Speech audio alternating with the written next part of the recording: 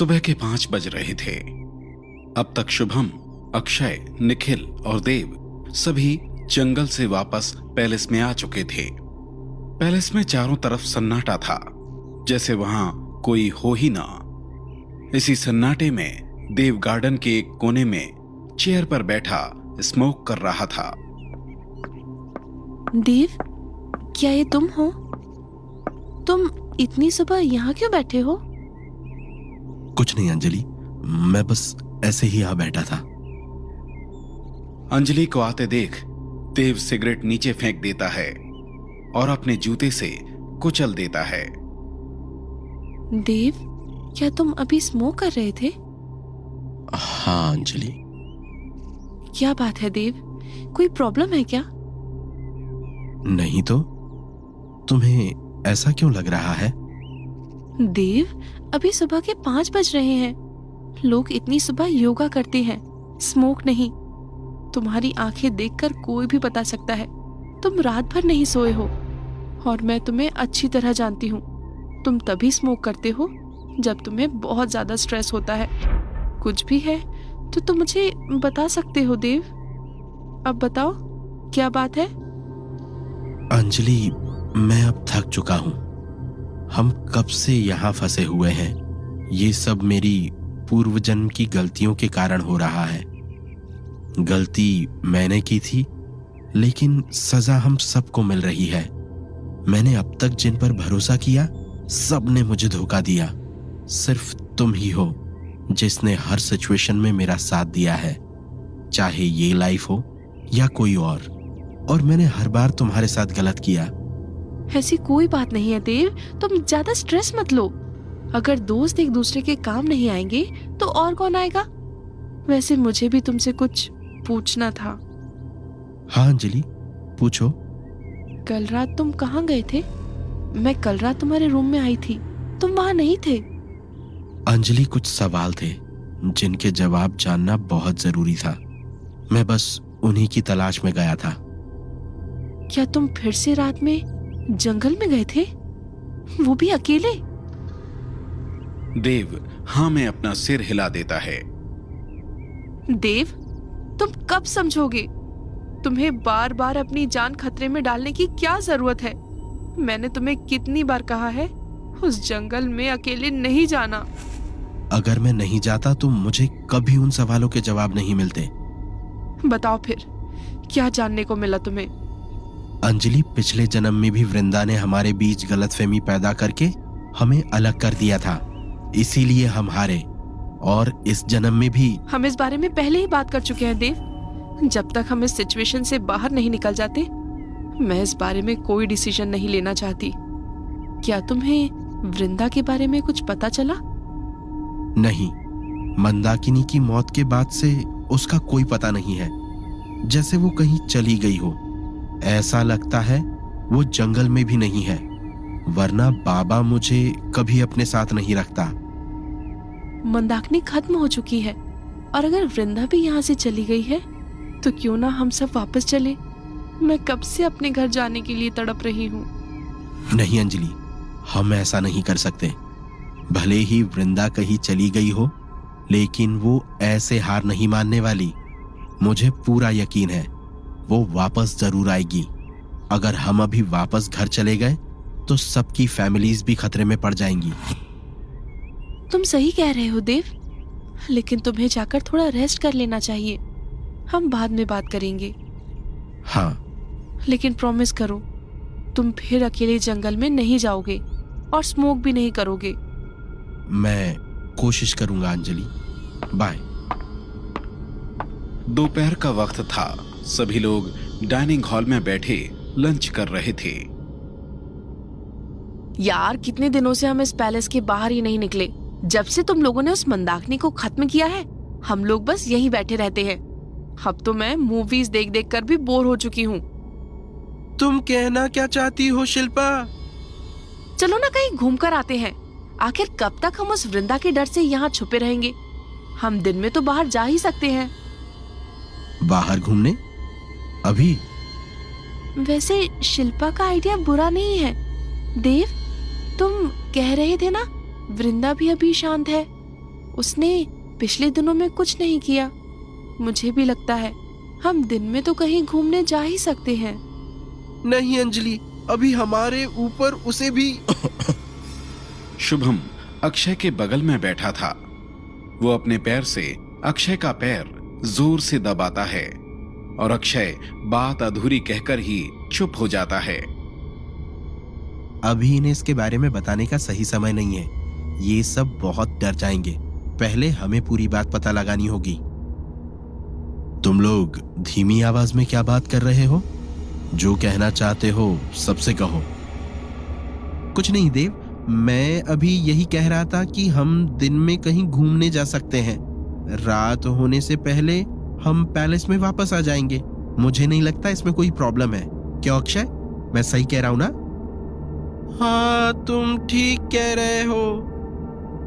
ठीक है, अगर तुम सबको ये ठीक लगता है तो मैं आसपास किसी अच्छे से पिकनिक स्पॉट के बारे में पता करता हूँ। कल हम पिकनिक मनाने जाएंगे। देव, यहाँ से थोड़ी दूर एक बहुत सुंदर वाटरफॉल है, पनवाल वाटरफॉल। मैंने सुना है वो पिकनिक के लिए बहुत अच्छी जगह है। अगर हम दोपहर में भी यहाँ से निकले तो शाम तक पैलेस वापस आ जाएंगे। अगर तुम लोगों को ठीक लगे तो हम वहां जा सकते हैं। सुनने में तो ये काफी अच्छा लग रहा है। देव, हम यही चलते हैं। ठीक है, तुम सब कल रेडी रहना। हम लोग कल दोपहर 12 बजे पनवल के लिए निकलेंगे। शाम हो चुकी थी, सूरज ढलने को था। एक छोटी सी कुटिया में साधु ध्यान में बैठे हुए थे। ये वही साधु थे जिन्होंने मंदाकिनी को खत्म करने में देव की मदद की थी। अचानक वो साधु अपनी आंखें खोलते हैं। ऋषि, तुम कहाँ हो? एक 21 साल का लड़का कुटिया के अंदर आता है। उसने पीले रंग का कुर्ता पहना हुआ था। उसके माथे पर तिलक और आंखों में चमक थी। हाँ गुरुजी, आपने मुझे बुलाया? हमें कल रत्नागिरी जाना है ऋषि। कल दोपहर में वहां जाने का प्रबंध करो। जी गुरुजी, जैसा आपका आदेश। क्या मैं पूछ सकता हूँ, आपने अचानक रत्नागिरी जाने का निर्णय क्यों लिया? कुछ दिनों पहले रत्नागिरी से 2 लोग यहाँ आए थे। मैंने उन्हें एक आत्मा को मुक्त करने का उपाय बताया था। क्या कोई समस्या है गुरुजी? उन सब के ऊपर एक बहुत बड़ा संकट आने वाला है। मुझे उन्हें इसके बारे में बताना होगा। मुझे किसी भी तरह उनकी रक्षा करनी होगी।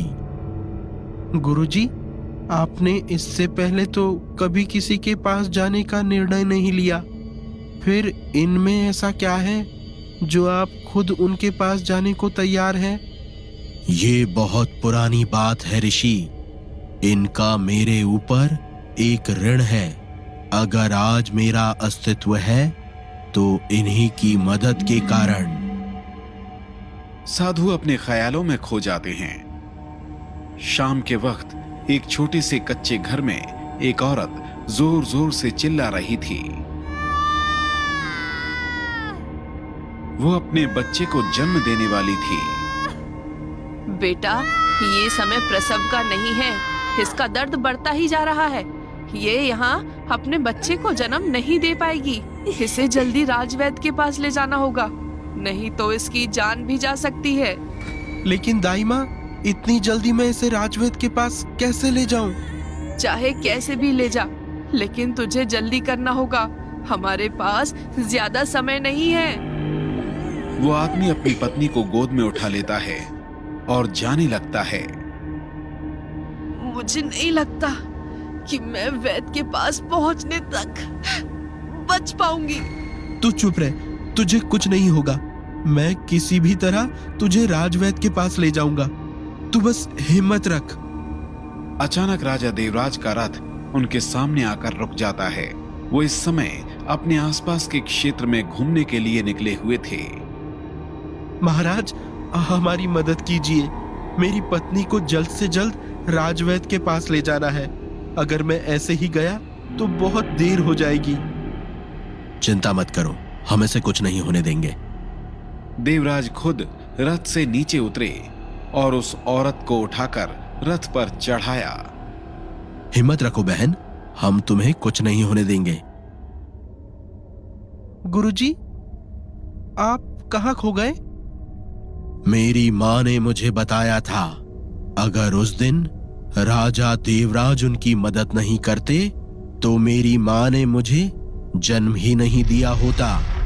उस दिन देव को देखते ही मैं समझ गया था कि देव ही पूर्व जन्म में राजा देवराज था। हमें उन्हें आने वाले खतरे से सावधान करना ही होगा।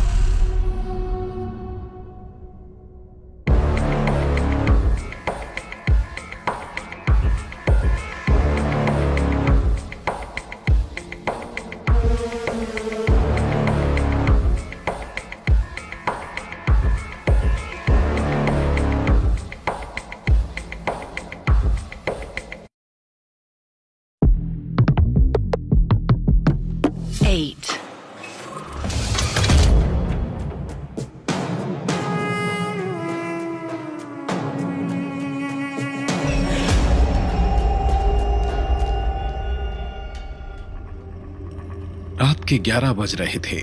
देव, अंजलि, शुभम, अक्षय और शिल्पा डिनर के बाद गार्डन में बैठे बातें कर रहे थे और अपने कॉलेज के दिनों को याद कर रहे थे। निखिल के सिर में दर्द हो रहा था, इसलिए वो डिनर के बाद सीधे अपने रूम में चला गया था। अंजलि, तुम्हें याद है कॉलेज में हमारे शुभम को सोशल मीडिया पर एक लड़की से प्यार हो गया था और जब 2 महीने की चैटिंग के बाद ये उससे मिलने गया तो वो हमारे हॉस्टल का ही एक लड़का निकला जो उसके साथ प्रैंक कर रहा था। बस करो यार, ये इतना भी फनी नहीं है। हाँ यार, हमें हंसना नहीं चाहिए था, बेचारे का दिल ही टूट गया था। चलो, मुझे तो नींद आ रही है, मैं सोने जा रही हूँ। तुम लोग और कितनी देर यहाँ बैठने वाले हो? अभी टाइम ही क्या हुआ है यार शिल्पा, 11 ही तो बजे हैं। तू कब से इतनी जल्दी सोने लगी? थोड़ी देर और रुक, फिर हम सब साथ में चल लेंगे। मुझे सच में नींद आ रही है, मैं जा रही हूँ। तुम लोग एंजॉय करो। Good night. अभी अच्छा मौका है, ये लोग कुछ देर तक बाहर ही रहेंगे। मुझे अंजलि के रूम में चेक करना चाहिए, शायद मुझे कुछ मिल जाए। शिल्पा अंजलि के रूम में जाती है। कहाँ से शुरू करूं? पता नहीं अंजलि ने उसे कहाँ रखा होगा।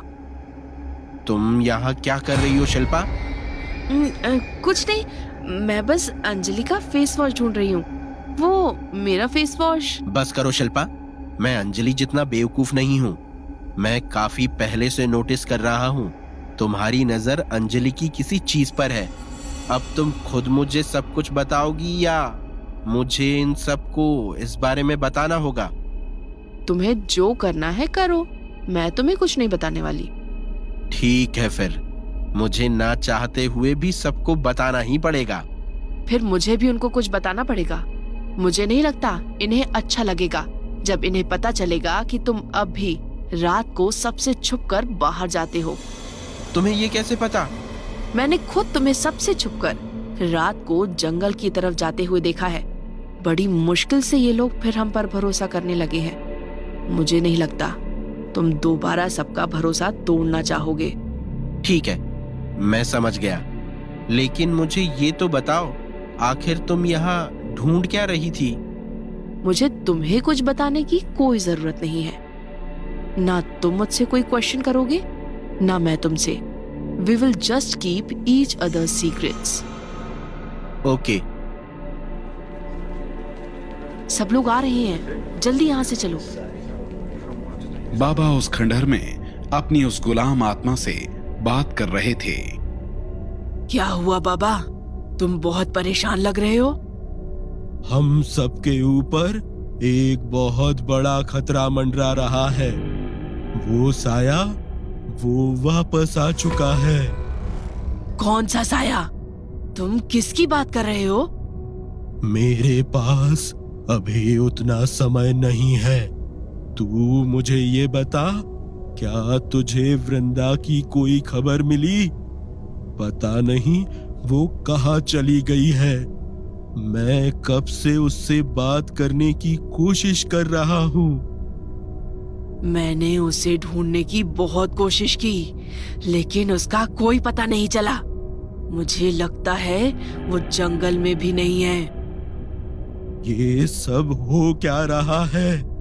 वृंदा कभी ऐसे गायब नहीं हुई है, और उसे भी अभी ही गायब होना था जब मुझे उसकी सबसे ज्यादा जरूरत है। तू जा और किसी भी तरह वृंदा का पता लगा। बाबा, मुझे तुम्हें एक और बात बतानी है। जल्दी बता। बाबा, आज जंगल में 2 लोगों की लाश मिली है। ये कल रात लकड़ी लेने आए थे और किसी ने इन्हें मार डाला। तो इसमें क्या बड़ी बात है? इस जंगल में ना जाने कितनी आत्माएं रहती है। रात को किसी ने इन्हें देख लिया होगा। नहीं बाबा, ये काम जंगल की किसी पुरानी आत्मा का नहीं है, कोई नया है। किसी ने उन्हें मारकर उनके शरीर का सारा खून पी लिया। उनका शरीर पूरी तरह सफेद पड़ चुका था, खून की एक बूंद भी नहीं बची थी। ये जंगल की किसी आत्मा का काम नहीं है। सारा खून पी गया? वही हुआ जिसका मुझे डर था। वो साया वापस आ ही गया, लेकिन अब उसने शिकार करना भी शुरू कर दिया है। मुझे जल्दी ही यहाँ से निकलना होगा, नहीं तो वो शायद मुझे भी जिंदा नहीं छोड़ेगा। तू जा, जैसे ही वृंदा का कुछ पता चले फौरन मुझे बताना। मुझे कुछ जरूरी काम है। ठीक है। अगले ही पल वो आत्मा काले धुएं में बदल जाती है और वहां से गायब हो जाती है। पैलेस में सब पिकनिक पर जाने के लिए तैयार थे, बस शिल्पा रेडी नहीं हुई थी। यार, ऑलरेडी 12 बज चुके हैं, शिल्पा अब तक रेडी नहीं हुई है। पिकनिक का प्लान उसी का था और अब लग रहा है कि उसके कारण हमें ये प्लान कैंसिल करना पड़ेगा। हमें किसी भी तरह शाम होने तक पैलेस में वापस आना ही है। अगर हमने और लेट किया तो हम टाइम से वापस नहीं आ पाएंगे। सॉरी गाइस, मुझे थोड़ा ज्यादा टाइम लग गया। आज बहुत दिनों बाद कहीं बाहर जा रही हूँ ना, इसलिए रेडी होने में थोड़ा लेट हो गया। एनीवे, अब निकले। जल्दी चलो, शुभम कार निकाल चुका है। वो सभी जाकर कार में बैठ जाते हैं और पनवेल के लिए निकल जाते हैं। पैलेस में अब कोई नहीं था। देव ने सर्वेंट्स को भी आज छुट्टी दे दी थी। पैलेस के मेन गेट पर ताला लगा हुआ था। कुछ देर बाद वहां एक गाड़ी आकर रुकती है। उसकी ड्राइवर सीट से ऋषि बाहर निकलता है और फिर उन साधु का हाथ पकड़ के उन्हें पैसेंजर सीट से उतारता है। गुरुजी, यहाँ तो ताला लगा हुआ है, लगता है यहाँ कोई नहीं है। ऐसे समय में इन लोगों का ऐसे बाहर जाना ठीक नहीं है। पता नहीं ये सब कहाँ गए होंगे। अब हमें क्या करना चाहिए गुरुजी? ऋषि, मुझे एक कागज और कलम ला कर दो।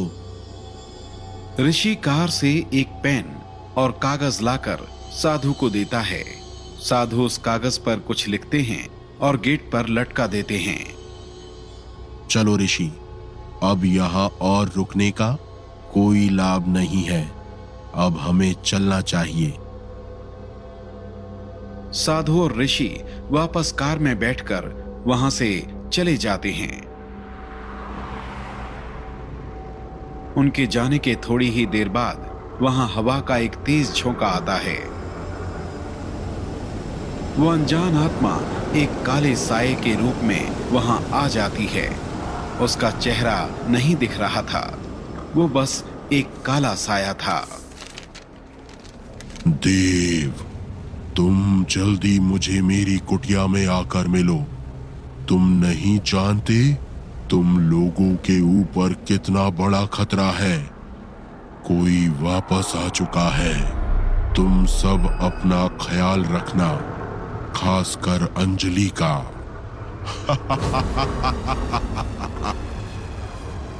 वो साया उस कागज को उठाता है और उसे कई टुकड़ों में फाड़कर वहीं फेंक देता है।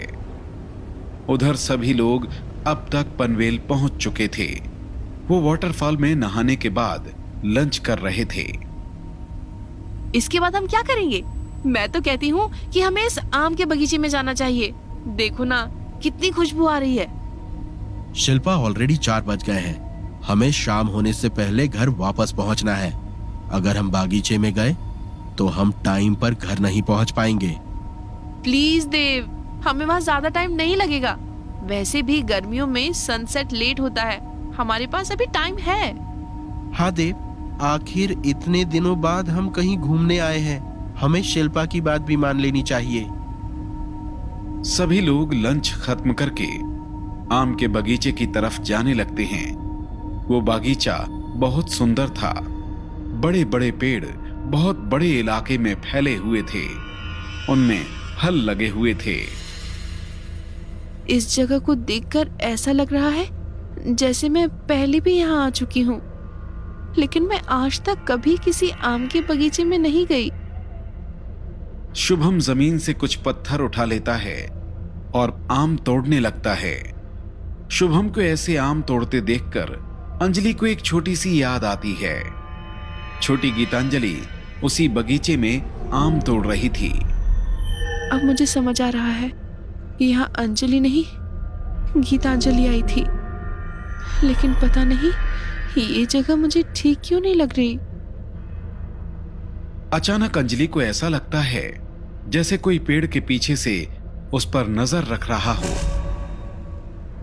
देव, हाँ अंजलि, मुझे अभी ऐसा लगा जैसे इस पेड़ के पीछे कोई है। देव वहां देखता है लेकिन वहां कोई नहीं था। अंजलि, हो सकता है वो तुम्हारे चिल्लाने से भाग गया हो। चलो यहां से चलते हैं, वैसे भी काफी टाइम हो गया है। सब लोग वापस जाकर कार में बैठे हैं और वापस पैलेस के लिए निकल जाते हैं। लेकिन सबके जाने के बाद भी वहां कोई था। वो साया एक पेड़ के पीछे खड़ा उन्हें जाते हुए देख रहा था।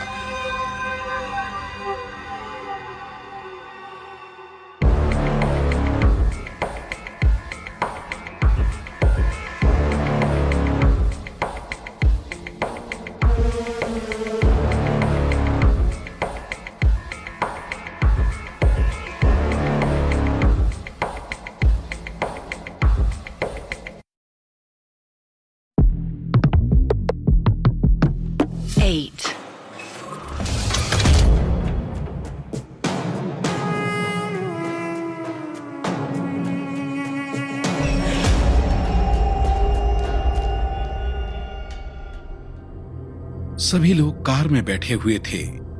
देव ड्राइव कर रहा था। रत्नागिरी वहां से लगभग 1 घंटे दूर था। यार, आज का दिन सच में बहुत मजेदार था। यहाँ आने के बाद पहली बार हमने इतना मजा किया है। और अभी शाम भी नहीं हुई है, 6 बजे तक हम पैलेस भी पहुंच जाएंगे। शिल्पा, मानना पड़ेगा यार, वैसे तो तू अपना दिमाग कम ही यूज करती है, लेकिन कभी कभी तुझे भी अच्छे आइडियाज आ जाते हैं। शट अप शुभम, मेरे आइडियाज हमेशा अच्छे होते हैं। याद नहीं है कॉलेज वॉशरूम में बॉम्ब फोड़ने का आइडिया भी मेरा ही था। उस इंसिडेंट के बाद कॉलेज में कितना तमाशा हुआ था। हाँ यार, डीन ने कैसे हमारे पूरे बैच की क्लास ली थी और लास्ट में सस्पेंड कौन हुआ? वो जतिन बेचारा, हमारी क्लास का सबसे सीधा लड़का था। उसने तो कभी दिवाली में भी फुलझड़ी के सिवा कुछ नहीं जलाया होगा। तुम लोगों ने उसे बॉम्ब फोड़ने के लिए फंसा दिया। उसे फंसाया इसीलिए सस्पेंड हुआ। अगर उसकी जगह कोई और भी होता तो डीन उसे कॉलेज से टर्मिनेट कर देता। हाँ यार, अगर मैं पकड़ा जाता तब तो वो मुझे सीधे जेल भिजवा देता। अंजलि देव की साइड में फ्रंट सीट पर बैठी हुई थी। वो एकदम शांत थी। क्या हुआ अंजलि, तुम काफी परेशान लग रही हो। देव, मैं अभी उसी के बारे में सोच रही हूँ। जब हम उस बगीचे में थे तब मुझे लगा जैसे कोई पीछे से मुझे देख रहा है। चिंता मत करो अंजलि, हम थोड़ी देर में घर पहुंच जाएंगे। देव, क्या तुम्हें लगता है वो कोई धोखा हो सकता है? मुझे नहीं पता, लेकिन मैं इतना जानता हूं कि तुम्हारी बात पर बिलीव ना करने की गलती मैं कई बार कर चुका हूं, अब और नहीं। क्या हुआ? तूने कार अचानक क्यों रोक दी? मैंने कार नहीं रोकी, कार अपने आप बंद हो गई। लगता है इंजन में कोई प्रॉब्लम आ गई है। सभी लोग कार से नीचे उतरते हैं। देव कार का इंजन देखने लगता है। इंजन काफी गर्म हो गया है, लगता है कार का कूलिंग लिक्विड खत्म हो गया है। शुभम, क्या तूने कार निकालने से पहले चेक किया था? सॉरी भाई, मैं एक्साइटमेंट में चेक करना भूल गया। हमें इंजन ठंडा होने तक वेट करना होगा, उसके बाद ही हम आगे बढ़ पाएंगे। सब शुभम की गलती है। शुभम, क्या तुझ में इतनी भी रिस्पॉन्सिबिलिटी नहीं है? मेरी गलती है। तुझे ही शौक था ना आम का बगीचा देखने का। अगर हम वहां नहीं गए होते तो अभी हमारे पास और टाइम होता, लेकिन तुझे तो आम खाने थे। अब देख, थोड़ी देर में शाम हो जाएगी। गाइस, ये मजाक करने का टाइम नहीं है। थोड़ी देर में सूरज भी डूब जाएगा। सभी लोग कार में बैठ जाओ, हमें अंदर ही वेट करना चाहिए। तभी एक और कार उनके पास आकर रुकती है और उसमें से 5 लड़के बाहर निकलते हैं। क्या हुआ भाई, कोई परेशानी है क्या? वो हमारी कार का कूलिंग लिक्विड खत्म हो गया है, इसीलिए इंजन हीट हो गया है।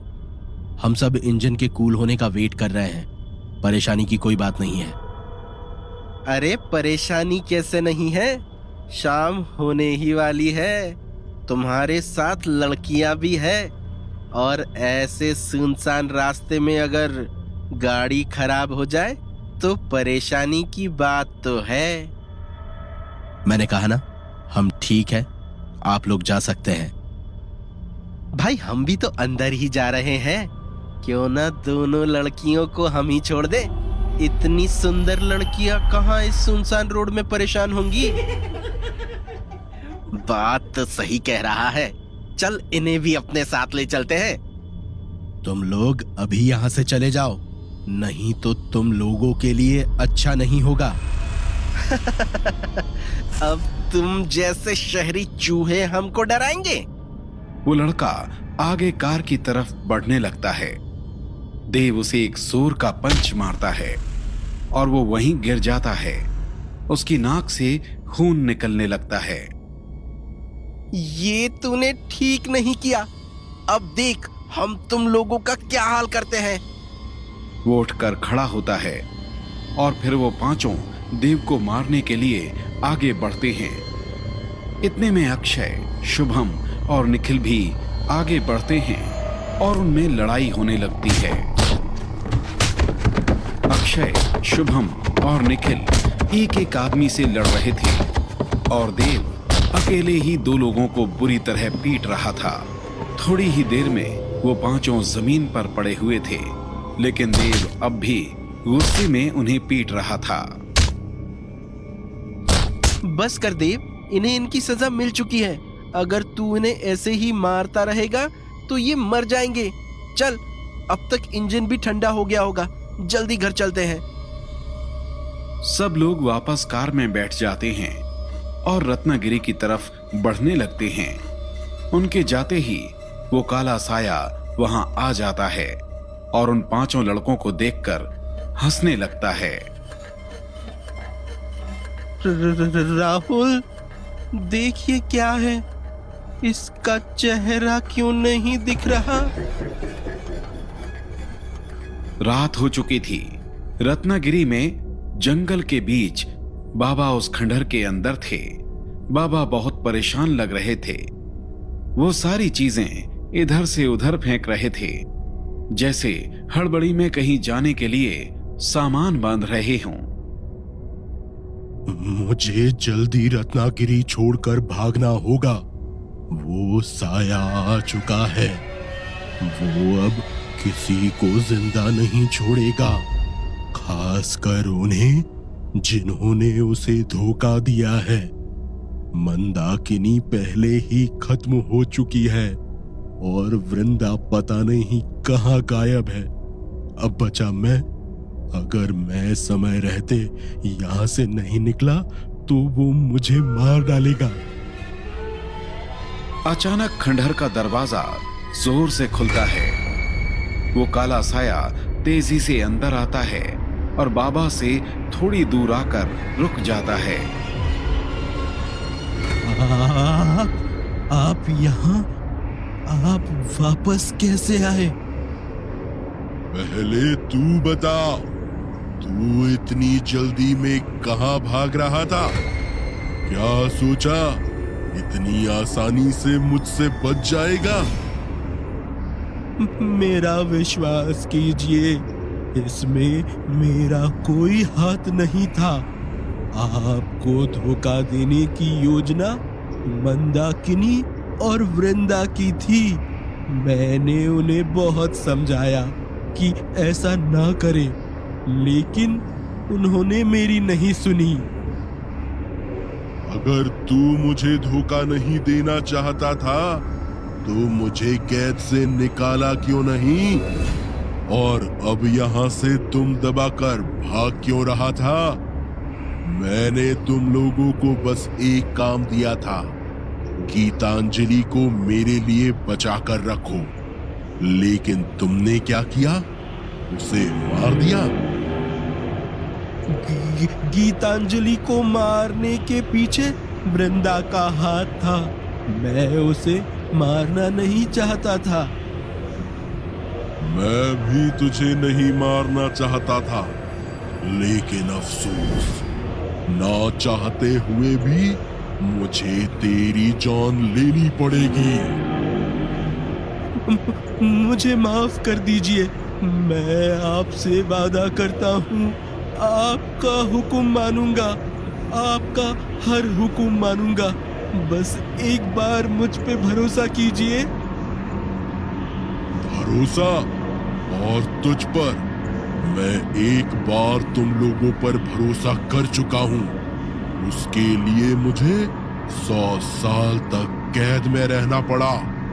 तुम लोगों ने मेरी साधना में होने का फायदा उठाया और मिलकर मुझे कैद कर दिया। वही बेवकूफी मैं दोबारा नहीं करने वाला। पहले मैं तुझे खत्म करूंगा, उसके बाद सोचूंगा वृंदा का क्या करना है। क्या वृंदा आपके पास है? तू उसके बारे में मत सोच। तू बस अपनी आखिरी सांस ले। अब तेरा वक्त आ चुका है। तुम दोनों के मरने के बाद मैं वो सब करूंगा जो मैं 100 साल पहले करना चाहता था। अब ये कहानी वैसे ही आगे भागेगी जैसे मैं चाहता हूँ। साया अपना हाथ आगे बढ़ाता है और बाबा हवा में उड़ने लगते हैं। उसकी सांसें रुक जाती हैं और वो छटपटाने लगते हैं।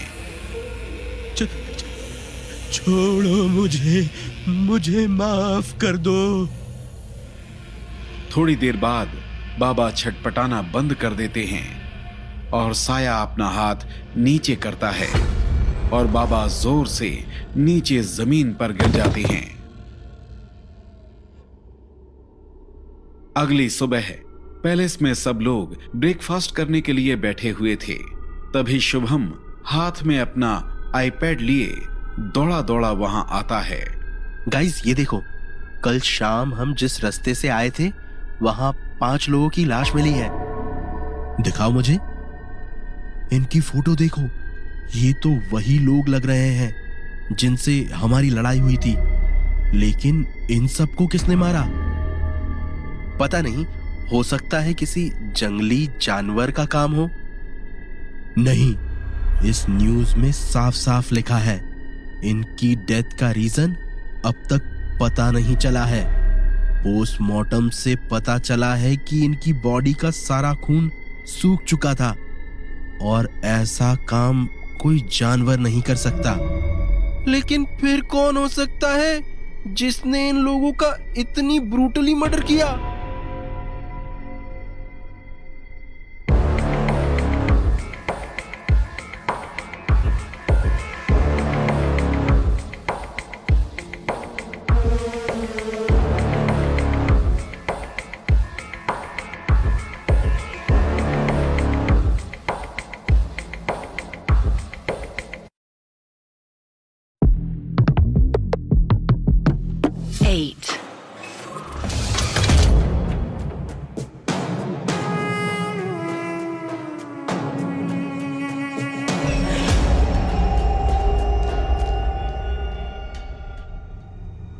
हमें पुलिस को जाकर इन्फॉर्म कर देना चाहिए। पुलिस को इन्फॉर्म? और क्या बताएंगे हम पुलिस को कि कल हमारे बीच लड़ाई हुई थी और हमने उन्हें कितना मारा था? सारा शक हमारे ऊपर ही आएगा देव। और वैसे भी देव, तू भूल गया कल वो लोग क्या बोल रहे थे? वो अंजलि और शिल्पा पर कमेंट कर रहे थे, they deserve to be punished. मुझे सब याद है कल उन्होंने क्या क्या कहा था, and I agree, they deserve to be punished. लेकिन ये उनकी पनिशमेंट नहीं थी, किसी ने उनका मर्डर किया है। अब चाहे शक किसी की तरफ भी आए, मैं पुलिस को जाकर सारी बात बताऊंगा। लेकिन तुझे अकेले नहीं जाना चाहिए, मैं भी तेरे साथ चलता हूँ। ठीक है, चल। देव और अक्षय कार में बैठे हैं और पुलिस स्टेशन के लिए निकल जाते हैं। यार मुझे समझ नहीं आता, हम हर बार किसी खतरनाक जगह पर कैसे चले जाते हैं? शुभम, मुझे तो लगता है कि हम जहाँ जाते हैं हर बार वहीं कुछ न कुछ खतरनाक हो जाता है। अंजलि, क्या तुम्हें लगता है कि इनके मर्डर का भी तुमसे कोई कनेक्शन है? मुझे नहीं पता, आई जस्ट विश इसका हमसे कोई कनेक्शन ना हो। देव और अक्षय पुलिस स्टेशन पहुंच जाते हैं। दोनों स्टेशन के अंदर जाते हैं। अंदर एक कांस्टेबल बैठा हुआ था। उसे देखकर लग रहा था जैसे उसके रिटायरमेंट में कुछ ही समय बचा है। सर। हाँ बताओ, कोई कंप्लेंट फाइल करनी है क्या? नहीं, हमें इंस्पेक्टर से बात करनी है। वो कहाँ मिलेंगे? तुम्हें इंस्पेक्टर से क्यों मिलना है? पनवाल जाने के रास्ते में कुछ डेड बॉडीज मिली है, मुझे उन्हीं के बारे में इंस्पेक्टर से कुछ बात करनी है। बहुत खतरनाक मर्डर है। जब से ये केस आया है डिपार्टमेंट में किसी को आराम नहीं है। अब भी सब लोग उनकी बॉडीज रखवाने हॉस्पिटल ही गए हैं, इंस्पेक्टर साहब भी। वो कब तक वापस आएंगे? अब उनके आने का कोई ठिकाना नहीं है। ये एक हाई प्रोफाइल केस है। उन पांचों में से एक यहाँ के विधायक प्रशांत सिंह राजपूत का भतीजा था। हॉस्पिटल के बाद इंस्पेक्टर साहब विधायक जी के घर जाएंगे। ठीक है, मैं उनसे हॉस्पिटल जाकर ही मिल लूंगा। Thank you sir. देव बाहर जाने के लिए पीछे मुड़ता है। सुनो जी। देखो, मेरी रिटायरमेंट में बस 1 महीना बचा है, इसीलिए तुम्हें सलाह दे रहा हूँ। प्रशांत सिंह बहुत खतरनाक आदमी है। तुम्हारे लिए अच्छा होगा तुम इस केस से दूर ही रहो। ठीक है सर, मैं आपकी बात ध्यान में रखूंगा। Thank you. Dev police station से बाहर आ जाता है। निखिल भी उसके पीछे पीछे आता है। देव, क्या तू श्योर है तू ये करना चाहता है? अब तो मुझे भी लगने लगा है हमें इस केस से दूर रहना चाहिए। मैं हॉस्पिटल जा रहा हूँ, मुझे उन लोगों की डेड बॉडीज देखनी है। तू चाहे तो वापस घर जा सकता है। देव, तू कैसी बात कर रहा है? तू जहां भी जाएगा मैं तेरे साथ हूं। दोनों फिर से कार में बैठकर वहां से निकल जाते हैं। थोड़ी देर बाद उनकी कार रत्नागिरी के गवर्नमेंट हॉस्पिटल के सामने आकर रुकती है। दोनों कार से बाहर निकलते हैं। हॉस्पिटल के सामने काफी भीड़ लगी हुई थी। 5 लोगों के रिश्तेदार और बहुत सारे मीडिया वाले वहां खड़े पुलिस के स्टेटमेंट का इंतजार कर रहे थे। अक्षय, मुझे नहीं लगता हम इतनी भीड़ में अंदर जा पाएंगे। अभी सिर्फ पेशेंट को ही अंदर जाना अलाउ कर रहे हैं। तो इसमें कौन सी बड़ी बात है? तुम्हारे पास भी एक पेशेंट है। अक्षय हॉस्पिटल के बाहर रखी एक व्हीलचेयर लाता है और उस पर बैठ जाता है। तो अब चले मिस्टर देव। देव अक्षय की व्हीलचेयर को धक्का देते हुए हॉस्पिटल के एंट्रेंस के पास जाता है। क्या प्रॉब्लम है इन्हें? वो 2 दिन पहले इनका पाइल्स का ऑपरेशन हुआ था, उसी का रूटीन चेकअप है। ठीक है, जाइए। देव और अक्षय चुपचाप अंदर चले जाते हैं। थोड़ी देर तक अक्षय बिना कुछ कहे व्हीलचेयर पर बैठा रहता है। जब वो दोनों हॉस्पिटल के काफी अंदर आ जाते हैं, तब अक्षय उठकर खड़ा हो जाता है। साले, तेरे लिए मैं पेशेंट तक बन गया और तूने मुझे पाइल्स करवा दिया। कोई और बीमारी नहीं बोल सकता था? तू भी ना अक्षय, छोटी छोटी बात को दिल पे ले लेता है। चल अब उन पुलिस वालों को ढूंढते हैं। दोनों हॉस्पिटल के रिसेप्शन में जाते हैं। रिसेप्शनिस्ट फोन पर किसी से बात कर रही थी। मैम, जिनका मर्डर हुआ था उनकी बॉडीज को किधर रखा गया है? आप उनके कौन लगते हैं? हम उनके बेस्ट फ्रेंड हैं। एक बार उनको आखिरी बार देखना चाहते हैं। Sorry for your loss sir. उनकी बॉडीज 3rd फ्लोर में है। पुलिस भी वहीं है। उनकी परमिशन लेकर आप वहां जा सकते हैं। Thank you.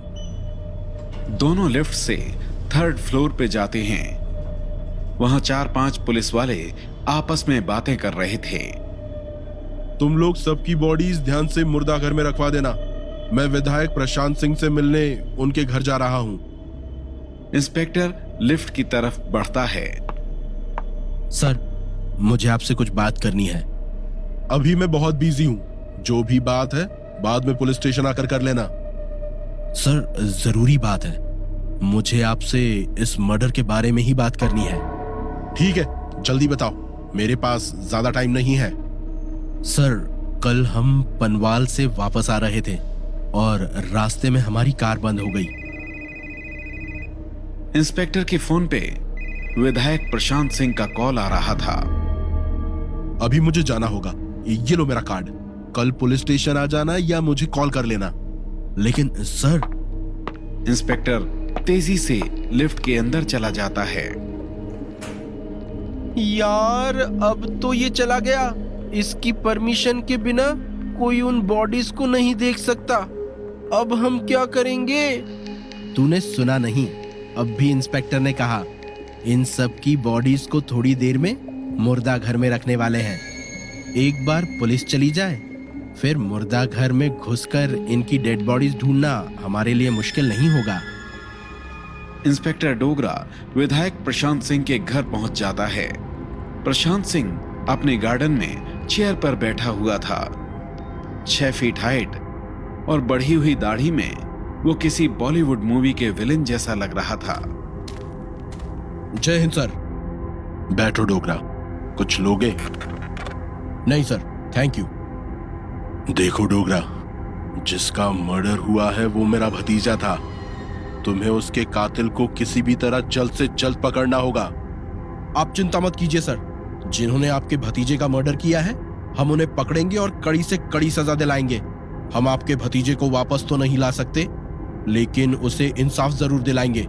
मैं आपके दुख को समझ सकता हूं। डोगरा, मैं तुझे उसके कातिल को पकड़ने का इसलिए नहीं कह रहा हूं क्योंकि मुझे उसके मरने का दुख है। मैं ऐसा इसलिए कह रहा हूं क्योंकि अगर मैं उसे नहीं पकड़ पाया तो लोग क्या कहेंगे? प्रशांत सिंह राजपूत अपने खुद के भतीजे के कातिल को नहीं पकड़ पाया। जो डर मैंने इस इलाके में बनाया है वो कम हो जाएगा। इसीलिए तुझे जो करना है कर, लेकिन मुझे 2 दिन के अंदर वो कातिल अपने सामने चाहिए। उसके बाद उसका क्या करना है ये मैं तुझे बताऊंगा। बता, अभी तक कुछ पता चला? सर, पोस्टमार्टम की रिपोर्ट अभी तक नहीं आई है, लेकिन बॉडी के ऊपर के निशान देखकर ऐसा लगता है कि मर्डर से पहले इन्हें किसी ने बुरी तरह मारा था। ये 5 लोग थे, तो जिन्होंने इन्हें पीटा वो भी 4-5 लोग रहे होंगे। कल उस रूट से जितनी भी गाड़ियां गई है, हम उन सब का पता लगा रहे हैं सर। प्योर चांसेस है कि हम 2 दिन में मर्डरर का पता लगा लेंगे। पता लगा ही लो तो तुम्हारे लिए अच्छा होगा डोगरा। अगर तुमने 2 दिन में उनके कातिल को पकड़ लिया तो मेरा वादा है, भाई साहब से बात करके तुझे इंस्पेक्टर से डीएसपी बनवा दूंगा। लेकिन अगर तुम ऐसा नहीं कर पाए तो तुम्हारा अगला ट्रांसफर ऐसी जगह होगा। आप निश्चिंत रहे सर, हम उसे जरूर पकड़ लेंगे। उनके कपड़े और सामान फॉरेंसिक टीम के पास गए हैं। अगर इसमें किसी और का डीएनए मिलता है तो हमारा काम काफी आसान हो जाएगा। और आज एक लड़का भी आया था, कह रहा था मर्डर के बारे में कोई बात करनी है। मैं उससे भी पूछताछ करता हूँ।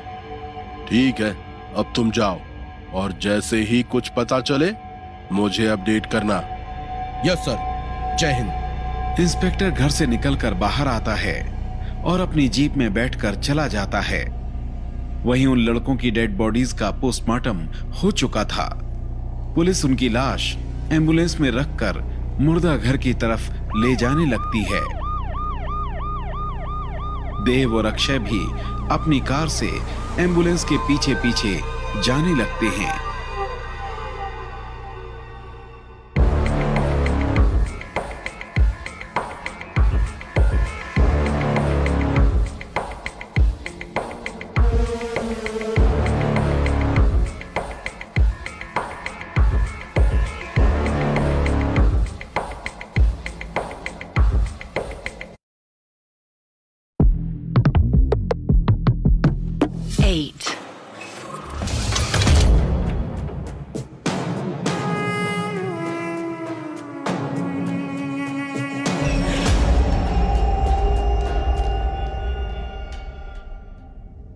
देव और अक्षय एम्बुलेंस के पीछे पीछे मुर्दा घर तक पहुंच जाते हैं। मुर्दा घर हॉस्पिटल से 2 किलोमीटर दूर एक सुनसान इलाके में था। हमें थोड़ी देर यही कार में वेट करना होगा। पुलिस के जाने के बाद अंदर जाना आसान होगा। ठीक है। देव, एक बात काफी टाइम से मुझे परेशान कर रही है। तुझे एक सवाल पूछूं? हाँ, पूछ। तू पुलिस को कल शाम की बात बताना चाहता है, ये बात तो मैं समझ सकता हूँ, लेकिन तू उनकी डेड बॉडीज क्यों देखना चाहता है? क्या कोई बात है? पता नहीं क्यों मुझे इन सब में कुछ गलत लग रहा है। पहले उस बागीचे में अंजलि का किसी के बारे में बात करना और फिर क्या? ये कब हुआ? तूने तो हमें इस बारे में कुछ नहीं बताया। जब हम पनवाल में उस आम के बागीचे में घूमने गए थे, तब अंजलि को ऐसा लगा जैसे कोई साया छुपकर उस पर नजर रख रहा हो। इसीलिए मैंने फौरन वहां से निकलने को कहा। अंजलि खुद भी श्योर नहीं थी कि वो सच था या उसका वहम, इसीलिए मैंने तुम लोगों से नहीं कहा। तुझे क्या लगता है? पहले तो मुझे भी कुछ समझ नहीं आ रहा था, लेकिन इनके मर्डर के बाद मुझे भी थोड़ा शक हो रहा है। इनकी डेड बॉडी देखने के बाद शायद कुछ समझ आए, इसीलिए मैं इनकी डेड बॉडी देखने के लिए इतना परेशान हूँ। पहले हम उनकी डेड बॉडीज देख लेते हैं, उसके बाद ही घर जाकर सबसे बात करेंगे। नहीं, अभी हमें किसी को इस बारे में नहीं बताना है। काफी टाइम के बाद सब लोग रिलैक्स हुए हैं। मैं नहीं चाहता कि वो फिर से डर जाए। पहले हमें सारी बात पता करनी होगी, उसके बाद ही इस बारे में उन लोगों को बताएंगे। ठीक है। देव और अक्षय कार में बैठे बात कर ही रहे थे कि तभी 3 पुलिस वाले मुर्दा घर से बाहर निकलते हैं और अपनी कार में बैठकर वहां से निकल जाते हैं। चलो अक्षय, पुलिस जा चुकी है, चलकर उनकी बॉडीज देखते हैं।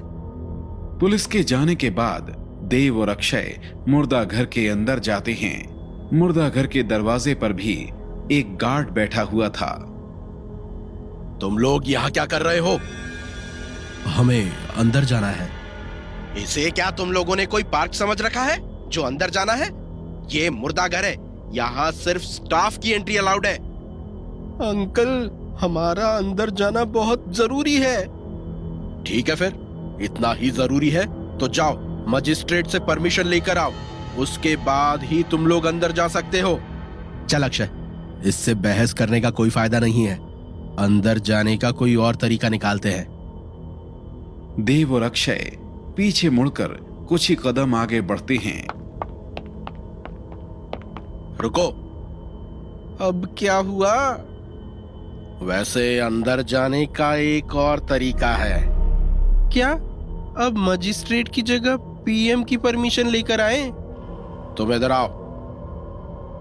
गार्ड और अक्षय दीवार के पीछे जाते हैं। थोड़ी ही देर में गार्ड मुस्कुराते हुए आता है। तुम लोग अंदर जा सकते हो, लेकिन जल्दी करना, अगर कोई ऑफिसर आ गया तो हम सबके लिए मुसीबत हो जाएगी। और हाँ, कुछ चोरी मत करना।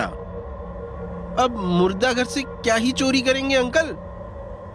तुम लोगों को अभी पता नहीं है लाशों की काले बाजार में क्या कीमत होती है। देव और अक्षय मुर्दा घर के अंदर जाने लगते हैं। ये तूने कैसे किया? ये गार्ड अचानक कैसे मान गया? भाई, मुझे ऐसे लोगों से डील करने का बहुत एक्सपीरियंस है। इसे 2000 रुपए दे दिए, अभी ये खुश और हम भी। वहां चारों तरफ लाशें रखी हुई थीं। मुर्दा घर के उस कमरे में बर्फ जैसी ठंड थी। भाई, मुझे डर लग रहा है, मैंने पहले कभी इतनी सारी लाशें नहीं देखी है। अक्षय, तू चाहे तो जा सकता है, बाहर वेट कर, मैं थोड़ी देर में आता हूं। नहीं, उसकी जरूरत नहीं है। अपना मास्क पहन ले। दोनों अपने फेस मास्क पहन लेते हैं और वहां रखी लाशों को कवर उठाकर ढूंढने लगते हैं। देव, यहाँ आओ। इनकी बॉडीज यहाँ रखी हुई है, लेकिन ये बहुत अजीब लग रही है। हाँ, सुबह शुभम ने जो न्यूज़ देखी थी उसमें भी लिखा था कि इनका मर्डर बहुत सस्पिशियस है। सच में ऐसा लग रहा है जैसे इनकी बॉडी से सारा खून निकाल लिया गया है। कुछ तो अजीब है। वो उन 5 डेड बॉडीज को देखकर उन्हें वापस ढक देते हैं और उस मुर्दा घर से वापस निकलने लगते हैं। देव, वहां देख। उस हॉल के एक कोने में 2 बॉडीज और रखी हुई थीं। दोनों उनके पास जाते हैं। देव, ये बॉडीज भी बिल्कुल वैसी ही लग रही है जैसी उन 5 की। हाँ, इनकी लाश भी पूरी तरह सफेद पड़ चुकी है, जैसे इनका खून भी सूख चुका हो। उस गार्ड को बुला, वही इनके बारे में बता पाएगा। अक्षय बाहर जाता है और उस गार्ड को लेकर आता है। मैंने तुमसे कहा था ना, जल्दी करो। और कितना टाइम लगेगा तुम्हें? अंकल, ये 2 बॉडीज किसकी है और यहाँ कब आई? ये लाश तो 2 दिन पहले आई थी, रत्नागिरी में जो पैलेस है उसके पास वाले जंगल से। पुलिस वाले बता रहे थे कि ये दोनों भाई रात को जंगल में लकड़ी चुराने गए थे, वहां इनकी लाश मिली। इसका चेहरा देखो, बुरी तरह फटा हुआ है। किसी जानवर का काम है बोलकर केस बंद कर दिया। आज 3 दिन हो जाएंगे, अब तक कोई इनकी लाश लेने नहीं आया। वैसे तुम लोग इनके बारे में क्यों पूछ रहे हो? कुछ नहीं, बस ऐसे ही। चलो, अब बहुत हुआ, तुम लोगों का टाइम हो गया, जल्दी यहाँ से जाओ। अगर कोई ऑफिसर आ गया तो मेरी नौकरी चली जाएगी। देव और अक्षय कार में बैठकर वहां से निकल जाते हैं। अक्षय, मेरा शक सही था। ये जो कुछ हो रहा है जरूर उस जंगल और हम सबसे जुड़ा हुआ है। उन दोनों भाइयों की मौत भी वैसे ही हुई जैसे उन 5 की। लेकिन ये कैसे हो सकता है? मंदाकिनी तो अब नहीं है और वृंदा का भी कुछ पता नहीं है। फिर और कौन ऐसा कर सकता है, वो भी उतनी बेदर्दी से? पता नहीं, लेकिन मुझे पता है ये जानने में कौन हमारी मदद कर सकता है। कौन? मैं तुम्हें बाद में बताऊंगा। पहले हमें वापस घर चलना चाहिए, सब लोग परेशान हो रहे होंगे। देव और अक्षय सीधे पैलेस के लिए निकल जाते हैं। वहां पैलेस में अंजलि हॉल में अकेली बैठी हुई थी। वो काफी सीरियस लग रही थी। क्या हुआ अंजलि, तुम्हारी तबीयत तो ठीक है ना? तुम बहुत परेशान लग रही हो।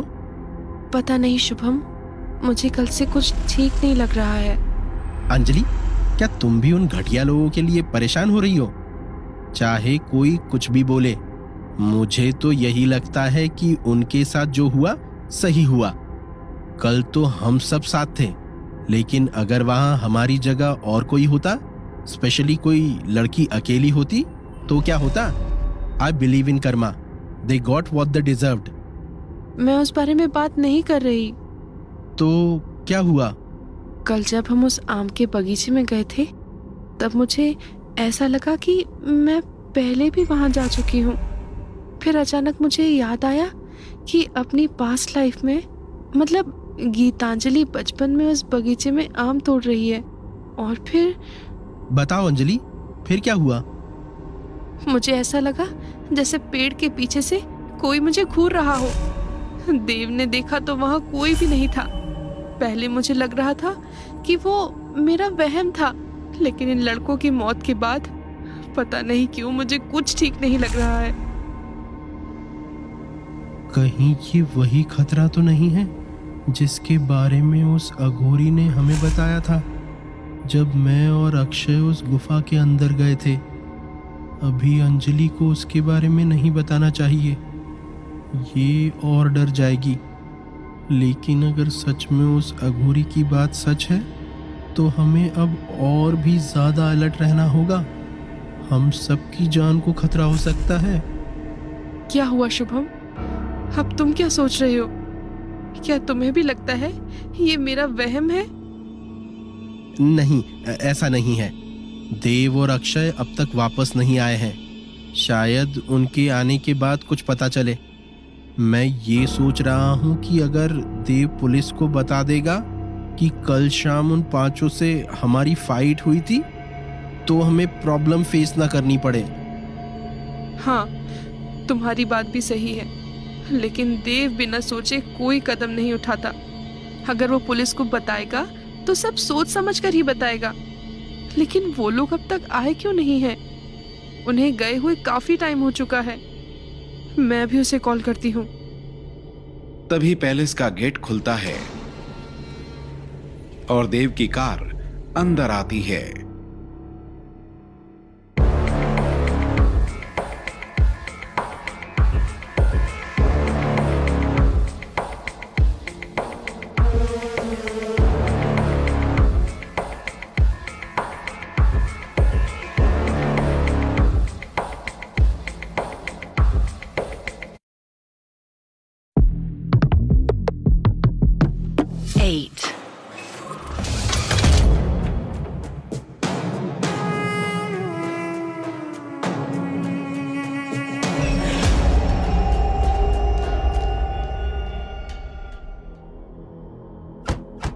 देव और अक्षय कार से उतरकर अंदर आते हैं।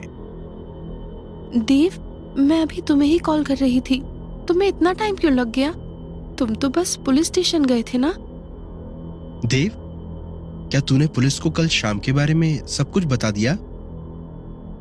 नहीं, मैं इंस्पेक्टर को कुछ बताने ही वाला था, लेकिन तभी उसे किसी का कॉल आया और वो चला गया।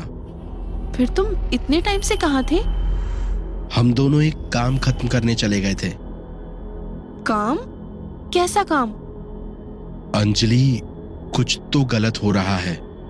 कल तुम्हें किसी के होने का एहसास होना और हमसे मिलने के बाद उन पांचों की मौत हो जाना, वो भी ठीक वैसे ही जैसे दो लोग इस जंगल में मरे। ये सब कोई कोइंसिडेंस नहीं हो सकता। देव, तू ये क्या बोल रहा है? मेरी समझ में कुछ नहीं आ रहा। जंगल में मौत, कोइंसिडेंस। मैं और अक्षय उन 5 की डेड बॉडी देखने मुर्दा घर गए थे। वहां हमें उनके साथ साथ 2 और बॉडीज दिखी। उन्हें भी बिल्कुल वैसे ही मारा गया था जैसे उन 5 को। देव, तुम कहना चाहते हो कि? मुझे लगता है जिसने उन 5 को मारा वो इसी जंगल में है। अगर वो इसी जंगल में है, फिर वो उन 5 को पनवल में कैसे मार सकता है?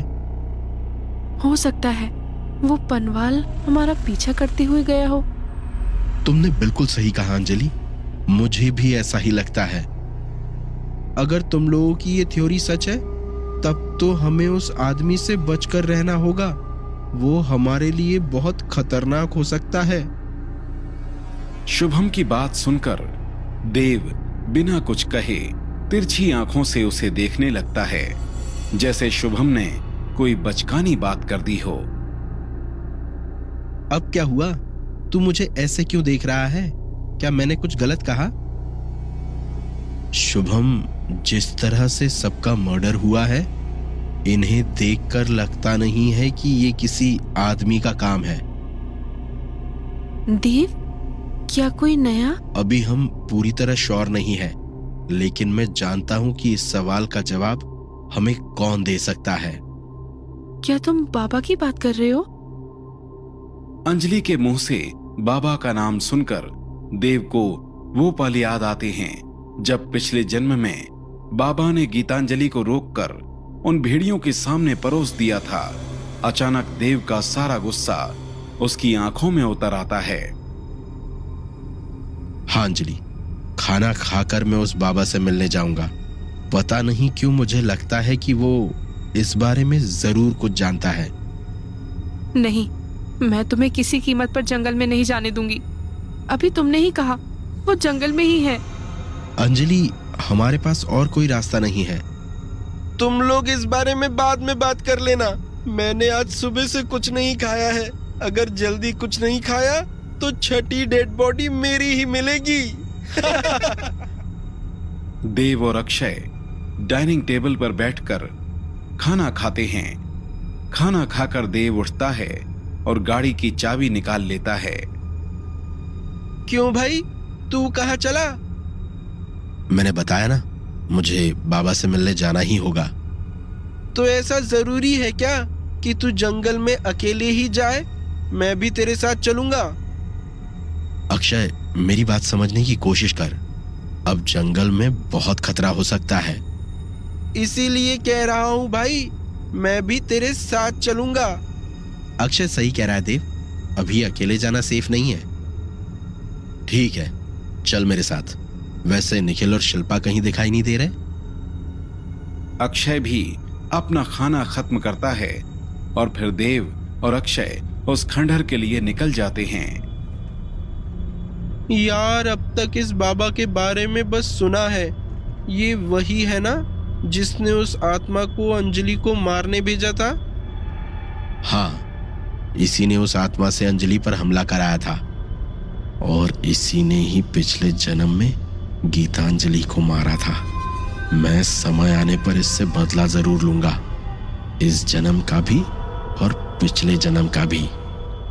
क्या हुआ देव, तू बार बार कौन से ख्यालों में खो जाता है? कुछ नहीं, मैं बस सोच रहा था कि हमारी एक प्रॉब्लम खत्म नहीं हो पाती कि दूसरी आ जाती है। दोनों बात करते हुए उस खंडहर के सामने पहुंच जाते हैं। खंडहर का दरवाजा खुला हुआ था। क्या वो बाबा इसी टूटे फूटे घर में रहता है? देखकर तो ऐसा लग रहा है जैसे यहाँ सालों से कोई नहीं आया। देव और अक्षय खंडहर के अंदर जाते हैं। अंदर सारा सामान बिखरा हुआ था। लकड़ी, भभूत, कुमकुम और तंत्र मंत्र का बाकी सामान सब तरफ फैला हुआ था।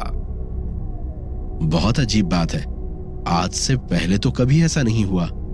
बाबा का हर एक सामान अपनी जगह पर होता है।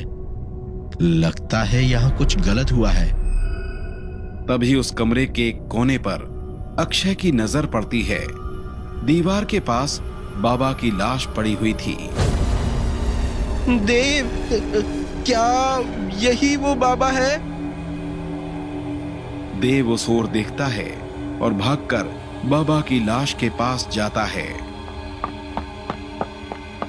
ये कैसे हो सकता है? भला बाबा को कौन मार सकता है?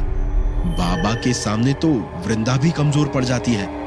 अक्षय, ये कातिल जो भी है, अगर बाबा का खून भी इसने किया है तो ये हमारी सोच से भी ज्यादा ताकतवर है। मुझे तेरी मौत का बिल्कुल दुख नहीं है। मुझे बस इस बात का दुख है कि तुझे अपने हाथों से नहीं मार पाया, तुझसे गीतांजलि का बदला नहीं ले पाया। इस बाबा की लाश भी बिल्कुल वैसी ही लग रही है जैसी उन सबकी डेड बॉडीज लग रही थी। बाबा को भी वैसे ही मारा गया है।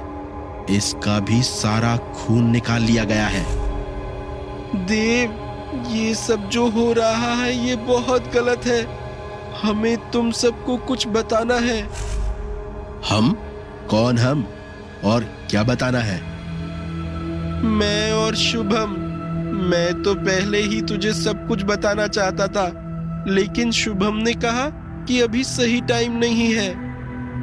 बात को घुमा मत और सीधे सीधे बता क्या बात है। तू घर चल, अब शुभम ही सारी बात बताएगा। देव और अक्षय खंडहर से वापस पैलेस आते हैं। शुभम, अंजलि, निखिल और शिल्पा एक साथ हॉल में ही बैठे हुए थे। शुभम, मुझे लगता है अब सबको बताने का सही टाइम आ चुका है। अगर हमने और देर की तो सबके लिए बहुत खतरा हो सकता है। आखिर तुम्हें हमें ऐसा क्या बताना है? वो हम कुछ दिन पहले जंगल में गए थे। वहां हमें एक गुफा मिली थी। गुफा के अंदर उस औरत की लाश थी जिसने हमें वृंदा से बचाया था। वहां एक अघोरी भी था। उसने हमसे कहा था कि हम सब पर एक बहुत बड़ा खतरा मंडरा रहा है और कोई वापस लौट आया है। मुझे लगता है वो इसी परेशानी के बारे में बात कर रहे थे। लौट आया है? कौन लौट आया है? वो सब तो मुझे नहीं पता, लेकिन अब जो कुछ हुआ है उसे देखकर लगता है कि वो सच बोल रहा था। ठीक है, हम एक काम करते हैं, फिर से उस गुफा में चलते हैं और उस अघोरी से सारी बात पूछ लेते हैं। नहीं, हम ऐसा नहीं कर सकते। पिछली बार जब मैं और अक्षय वहां गए थे तब वो बहुत गुस्से में था। उसने हमसे कहा था कि दोबारा तभी वहां आना जब वो हमें बुलाए। अगर कोई फिर से बिना बुलाए उस गुफा में गया तो वो अघोरी उसे जिंदा नहीं छोड़ेगा, चाहे वो कोई भी हो। फिर अब हमें क्या करना चाहिए? मुझे पता है और कौन है जो हमारी मदद कर सकता है। कल दोपहर हम उन साधु से मिलने जाएंगे। अब वो ही हमें रास्ता दिखा सकते हैं। इधर पुलिस स्टेशन में इंस्पेक्टर डोगरा अपनी टेबल पर बैठे हुए थे। वो इसी पनवाई मर्डर केस की फाइल को देख रहा था। साला, मैं भी बुरा फंस गया हूं। जब तक इन पांचों के मर्डरर को ढूंढ नहीं लेता, ये विधायक प्रशांत सिंह राजपूत मुझे चैन से नहीं रहने देगा। तभी वो कांस्टेबल उनके पास आता है। सर, आज सुबह दो लड़के आपको ढूंढते हुए आए थे। मुझसे कहा कि इसी केस के बारे में आपसे कुछ बात करना चाहते हैं। मैंने उन्हें हॉस्पिटल भेज दिया था। क्या आप उनसे मिले? हाँ, आज हॉस्पिटल में दो लोग मुझसे मिलने तो आए थे, लेकिन उस प्रशांत सिंह के कारण मैं उनसे बात नहीं कर पाया। क्या तुमने उसकी डिटेल्स ली? यस सर, मैंने उनका नंबर और एड्रेस ले लिया है। वो जंगल के पास वाले पैलेस में रहते हैं। Very good. तभी इंस्पेक्टर डोगरा के फोन पर किसी का कॉल आता है। हेलो। हाँ, इंस्पेक्टर डोगरा स्पीकिंग। क्या? ये कैसे हो सकता है?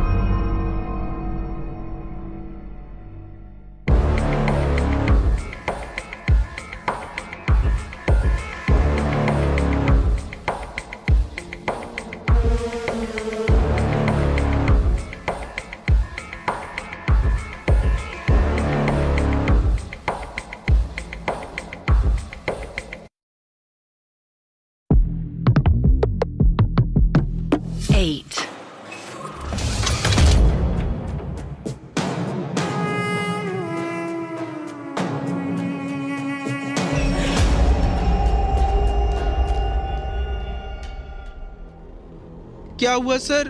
आप काफी परेशान लग रहे हैं। एक और लाश मिली है, ठीक वैसी ही जैसी पनवाल मर्डर केस वाली है। एक और लाश? अब कहाँ सर? जंगल में, उस पैलेस से थोड़ी दूर एक खंडर में। सर उसी पैलेस के 2 लोग ही तो आपसे मिलने आए थे। हाँ, कंप्लेंट भी वहीं से आई है। आई एम श्योर उनका इन सब मर्डर से कोई तो कनेक्शन है। हो सकता है उन्हीं में से किसी ने ये मर्डर्स किए हो। वो तो हम पता लगा ही लेंगे सर, आप स्ट्रेस मत लीजिए। तुझे क्या लगता है मैं केस सॉल्व ना होने के कारण स्ट्रेस ले रहा हूँ? तो क्या बात है सर? कमिश्नर साहब को लगता है कि कोई खतरनाक सीरियल किलर रत्नागिरी में घूम रहा है, इसीलिए शायद वो इस केस के लिए एक डीएसपी को यहाँ भेजने वाले हैं। सर वो कब तक आ सकते हैं? अभी ये खबर पक्की नहीं है, बस उड़ती उड़ती मेरे कानों तक आई है। मैं तो यही चाहता हूँ ये झूठी हो। हाँ सर, मैं भी चाहता हूँ। अगर कोई सीरियल किलर है भी तो उसे सिर्फ आप ही पकड़े, बाहर से आया कोई ऑफिसर नहीं। रात के 9 बज चुके थे। जंगल के बीच उस तहखाने का दरवाजा अब भी खुला हुआ था। वृंदा की आत्मा उस तहखाने के एक कोने में खड़ी हुई थी। उस साये ने उसे मंत्रों की शक्ति से वहां बंद कर रखा था। तहखाने के दरवाजे से चांद की रोशनी छनकर उस रूम में आ रही थी। उस अंधेरे कमरे में वो साया भी था। हल्की रोशनी सीधे उस दरवाजे से साये पर पड़ रही थी। छोड़ दो मुझे, मैं तुम्हें कितनी बार समझा चुकी हूँ, उन सब में मेरा कोई हाथ नहीं है।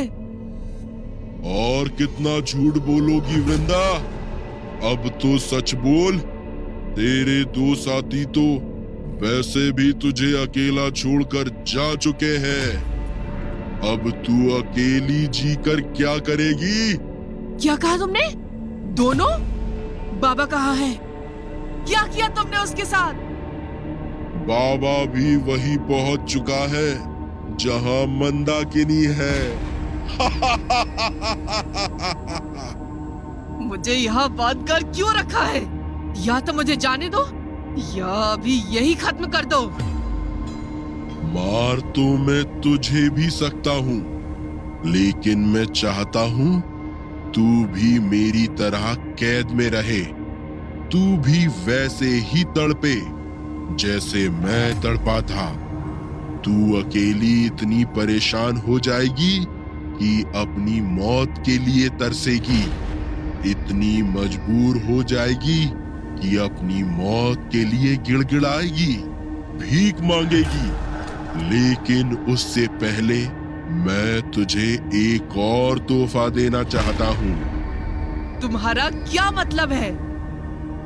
तुझे क्या लगा था वृंदा, मैं सब कुछ इतनी आसानी से भूल जाऊंगी? मैं भागी नहीं थी, मैं बस सही मौके का इंतजार कर रही थी कि कब मेरे मालिक आएंगे और तुझे हर उस बात की सजा देंगे जो तूने हमारे साथ किया। तूने कैसे धोखे से इन्हें कैद किया और उसके बाद तंत्रा तू? ये कैसे हो सकता है? माँ ने तुझे मेरे सामने मारा था।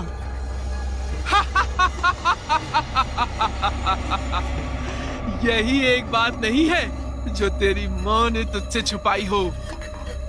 नहीं, तू झूठ बोल रही है।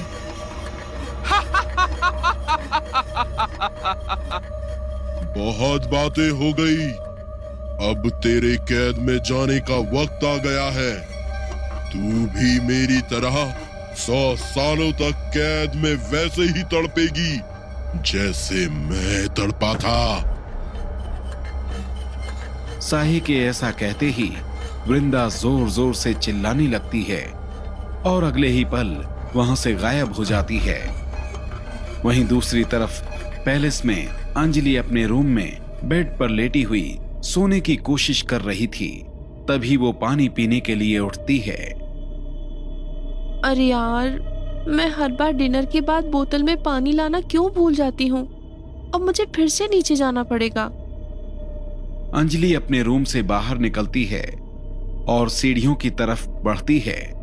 तभी अंजलि देखती है कि शिल्पा चुपचाप कहीं जा रही होती है। ये शिल्पा इतनी रात में क्या कर रही है? शिल्पा नीचे उतरती है और फिर धीरे से पैलेस का दरवाजा खोलकर बाहर निकलती है। ये क्या? शिल्पा इतनी रात पैलेस से बाहर क्यों जा रही है? मुझे इसके पीछे जाकर देखना चाहिए। शिल्पा पैलेस से बाहर निकलती है और फिर मेन गेट की तरफ जाने लगती है। शिल्पा रुको, वापस आओ। शिल्पा अंजलि की आवाज सुनते ही चौंक जाती है और डरते डरते अंजलि के पास आती है। शिल्पा, क्या तुम होश में हो? तुम्हें पता है ना अभी यहाँ माहौल कितना खराब है। हर तरफ मर्डर्स हो रहे हैं और तुम इतनी रात अकेले बाहर जा रही थी। तुम्हें अंदाजा भी है ये कितना खतरनाक हो सकता है? सॉरी अंजलि, मुझे तुम्हारा सॉरी नहीं चाहिए। तुम बस मुझे इतना बताओ, तुम कहाँ जा रही थी? अंजलि, वो मैं। हाँ शिल्पा, बताओ। अचानक निखिल वहां आ जाता है। अरे अब बता भी दो शिल्पा, मुझे पूरा यकीन है अंजलि गुस्सा नहीं करेगी। निखिल, तुम जो भी कहना चाहते हो सीधे सीधे कहो। वो दरअसल मैंने ही शिल्पा को डेयर दिया था कि रात को अकेले पैलेस से बाहर निकलकर जंगल से घूम कर आए। निखिल, तुम होश में हो? सब कुछ पता होने के बावजूद तुम शिल्पा को इतने बड़े खतरे में कैसे डाल सकते हो? सॉरी अंजलि, वो हम लोग बहुत बोर हो रहे थे इसीलिए ऐसी शर्त लगाई, बट नाउ आई रियलाइज्ड ये कितनी बड़ी गलती थी। ठीक है, मैं जा रही हूँ अपने रूम में। तुम लोग भी अब सो जाओ और प्लीज अब ऐसी कोई बेवकूफी मत करना जिससे बाद में पछताना पड़े। ठीक है Anjali, good night. Good night Anjali. Anjali अपनी बोतल में पानी भरकर वापस अपने रूम की तरफ चली जाती है। तुमने मुझे क्यों बचाया? तुम्हें ऐसा करने की कोई जरूरत नहीं थी। मैं खुद ही सब कुछ संभाल लेती। हाँ, वो तो मैंने भी देख ही लिया शिल्पा। जब अंजलि के सामने तुम्हारे मुंह से एक भी वर्ड नहीं निकला। वैसे सच में इतनी रात तुम कहाँ जा रही थी? मैं तुमसे पहले ही कह चुकी हूँ निखिल, ना तुम मुझसे कोई क्वेश्चन करोगे और ना मैं तुमसे। निखिल और शिल्पा दोनों थोड़ी देर वहीं बातें करते हैं और फिर अपने अपने रूम में चले जाते हैं। पता नहीं आखिर इस शिल्पा के दिमाग में चल क्या रहा है। कब से वृंदा भी नहीं दिखी और उस बाबा को भी किसी ने मार दिया। अब मैं सब कुछ जाने बिना वापस भी नहीं जा सकता। मैं इस जगह बुरी तरह फंस चुका हूं। अगले दिन पैलेस में सभी लोग डाइनिंग टेबल पर बैठे लंच कर रहे थे। देव, तू कह रहा था हमें आज उन साधु के यहाँ जाना है। हमें कब निकलना है? बस थोड़ी देर में। पहले आराम से लंच कर लेते हैं, फिर उनके आश्रम के लिए निकलेंगे। एक सर्वेंट बाहर से पैलेस के अंदर आता है और देव के पास आकर कहता है, सर, एक पुलिस जीप अभी मेन गेट से अंदर आई है। देव बिना कुछ कहे हाँ में अपना सिर हिला देता है। तभी इंस्पेक्टर डोगरा अपनी जीप से उतरकर पैलेस के अंदर आते हैं। Good afternoon sir. जंगल के खंडर में जो बॉडी मिली है, क्या उसकी रिपोर्ट तुम ही ने की है? जी हाँ। क्या मैं जान सकता हूँ तुम उस खंडर में क्या करने गए थे? इंस्पेक्टर डोगरा का यह सवाल सुन देव के अलावा बाकी सब लोग हैरान रह जाते हैं। सर, मुझे नहीं पता आप यकीन करेंगे या नहीं। वो मैं डिसाइड करूंगा, तुम बस सच बताओ। इस पैलेस में कुछ बुरी शक्तियां हैं। मैं बाबा से उन्हीं के बारे में बात करने गया था। जब गया तो देखा कि बाबा मुर्दा पड़े हुए हैं। इंस्पेक्टर काफी समय से रत्नागिरी में ही पोस्टेड था। उसे पता था यहाँ ऐसी चीजें बहुत आम हैं, इसलिए देव का ये जवाब सुनकर वो हैरान नहीं होता। तुम उस दिन हॉस्पिटल आए थे, बताओ क्या बताना चाहते थे? इंस्पेक्टर का यह सवाल सुनकर शुभम के चेहरे का रंग उड़ जाता है। वो बुरी तरह डर जाता है, कहीं देव इंस्पेक्टर को उस शाम उन लड़कों से लड़ाई के बारे में सब सच ना बता दे। जल्दी बताओ, मेरे पास और भी काम है। सर, जिस दिन उनका मर्डर हुआ उसी दिन हम लोग पनवाल घूमने गए थे। जब हम वापस आ रहे थे तब वो पांचों रोड पर ही मस्ती कर रहे थे। शायद उन लोगों ने शराब भी पी रखी थी। बस यही इंफॉर्मेशन देने के लिए मैं हॉस्पिटल आया था। तुम में से कौन कौन उस दिन पनवल गया था? हम सब। क्या तुमने उस शाम को वहां कुछ देखा? नहीं सर, वो लोग बस वहां सड़क पर हंगामा कर रहे थे। अब ऐसे लोगों को कौन मुंह लगाए? वो लोग कोई ऐसे वैसे लोग नहीं थे। वो यहाँ के विधायक प्रशांत सिंह राजपूत का भतीजा था।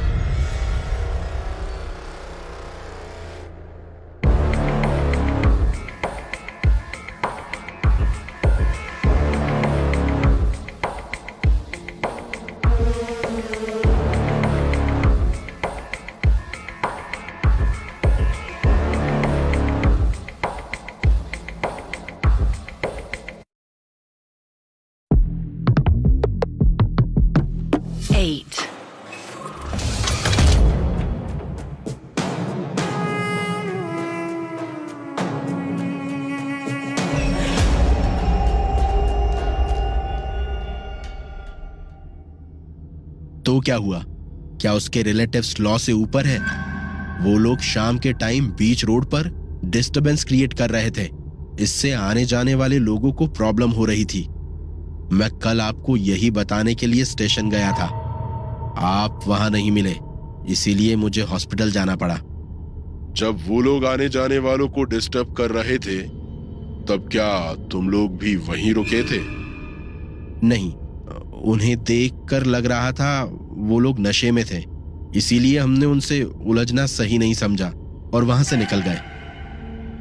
देव की बातें सुनकर सभी हैरान हो जाते हैं। सब सोचने लगते हैं कि देव तो पुलिस को सब सच बताने वाला था, फिर वो अब ऐसे झूठ पर झूठ क्यों बोल रहा था? ठीक है, अभी हम जा रहे हैं, लेकिन जब तक ये केस सॉल्व नहीं हो जाता तुम में से कोई भी रत्नागिरी डिस्ट्रिक्ट छोड़कर बाहर नहीं जा सकता। ठीक है, अगर हमसे कोई हेल्प हो पाएगी तो हम जरूर करेंगे। इंस्पेक्टर डोगरा और कांस्टेबल पैलेस से बाहर निकलते हैं और अपनी जीप में बैठ जाते हैं। जाते जाते इंस्पेक्टर देव की कार को बहुत ध्यान से देखता है।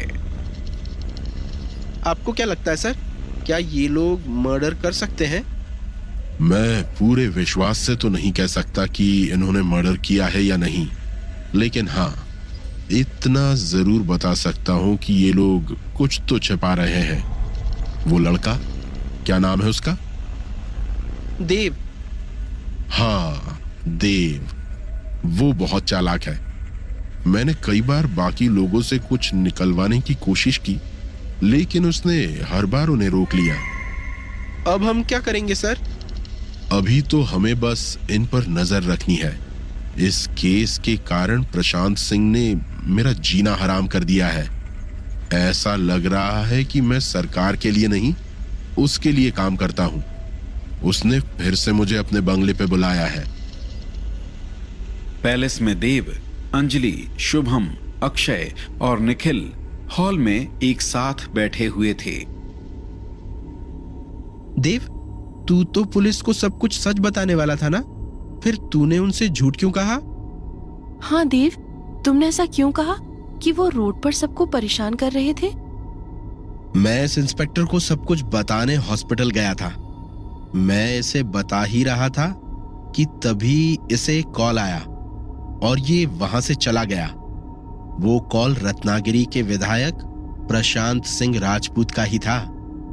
वहां से आने के बाद मैंने अपने कुछ कांटेक्ट से पता लगाया तो पता चला कि ये इंस्पेक्टर उसी के कहने पर इन्वेस्टिगेशन कर रहा है। इसे बस प्रशांत सिंह को एक नाम देना है जिससे वो अपना बदला ले सके। अगर सच सुनकर इसे हम पर शक हो गया तो प्रशांत सिंह हम सबको परेशान कर सकता है। इसीलिए मैंने इससे झूठ कहा। मैं अपनी लाइफ रिस्क में डालना तो अफोर्ड कर सकता हूं, लेकिन तुम सबकी नहीं।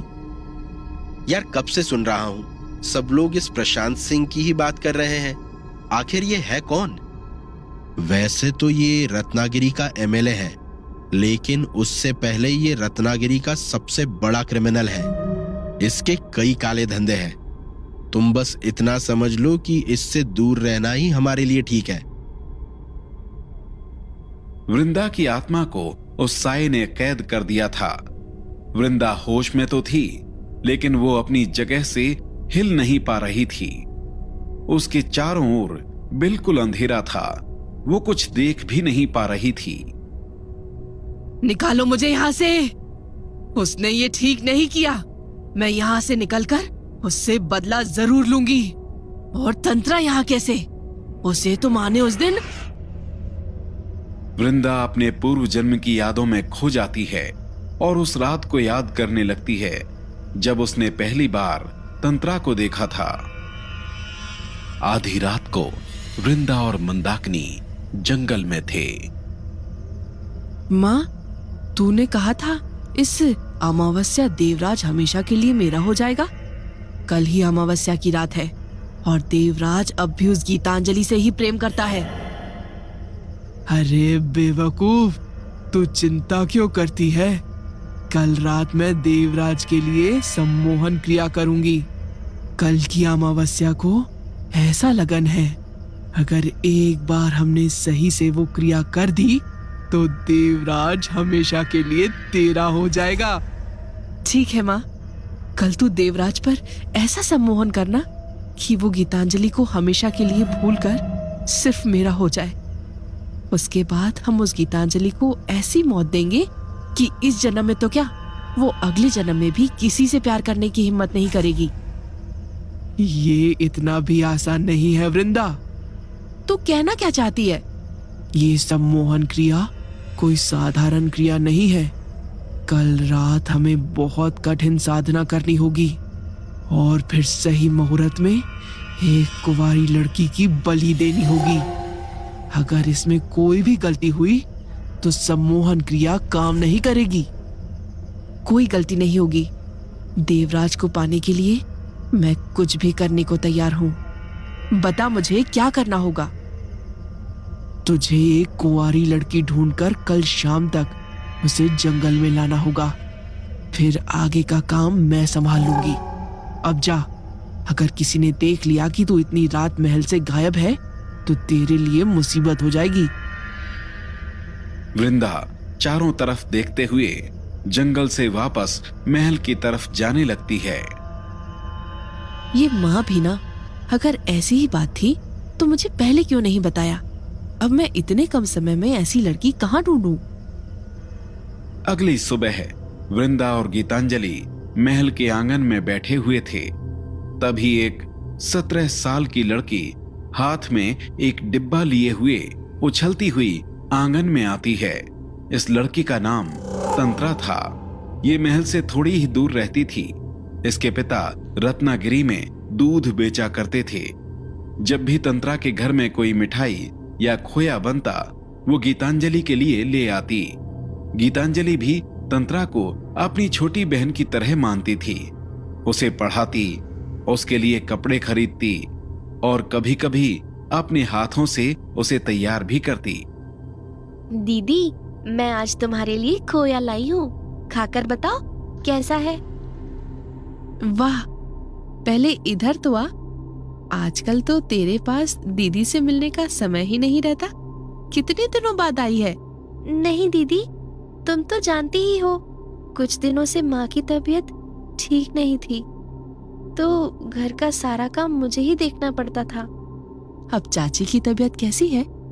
ठीक है दीदी, फिर भी वैद्य जी ने कुछ दिन आराम करने को कहा है। आ, थोड़ी देर बैठ हमारे साथ। नहीं दीदी, फिर कभी आऊंगी, अभी घर में थोड़ा काम है। ठीक है, जा। चाची का ख्याल रखना और किसी भी चीज की जरूरत हो तो फौरन मुझे बताना। ठीक है दीदी। तंत्रा फिर से उछलती खेलती वापस अपने घर की तरफ चली जाती है। लगता है अब मुझे किसी को नहीं ढूंढना पड़ेगा। आज इस तंत्रा की ही बलि दूंगी। गीतांजलि भी इसे अपनी छोटी बहन मानती है ना।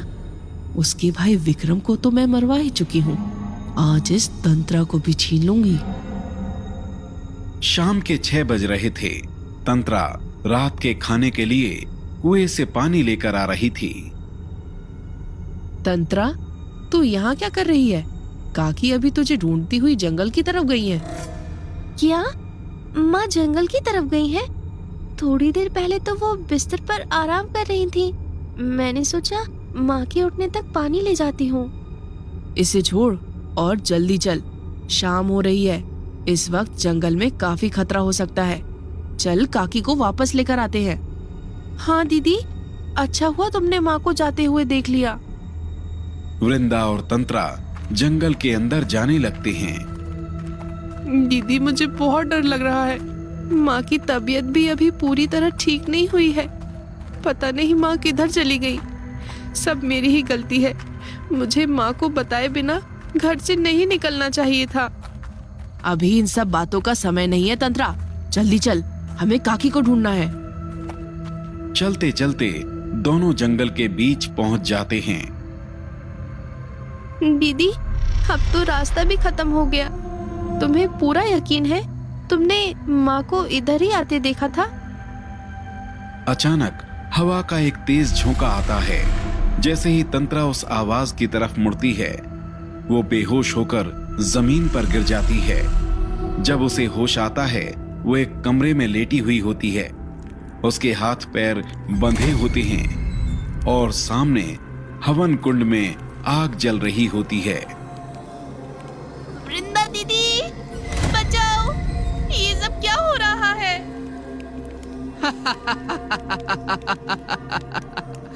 वृंदा ही तो तुझे यहाँ लेकर आई है। अब तुझे कोई नहीं बचा सकता। थोड़ी ही देर में मुहूर्त शुरू हो जाएगा और तू खत्म। अचानक उस कमरे का दरवाजा खुलता है और आवाज आती है, ये सब क्या हो रहा है? बंद करो ये सब।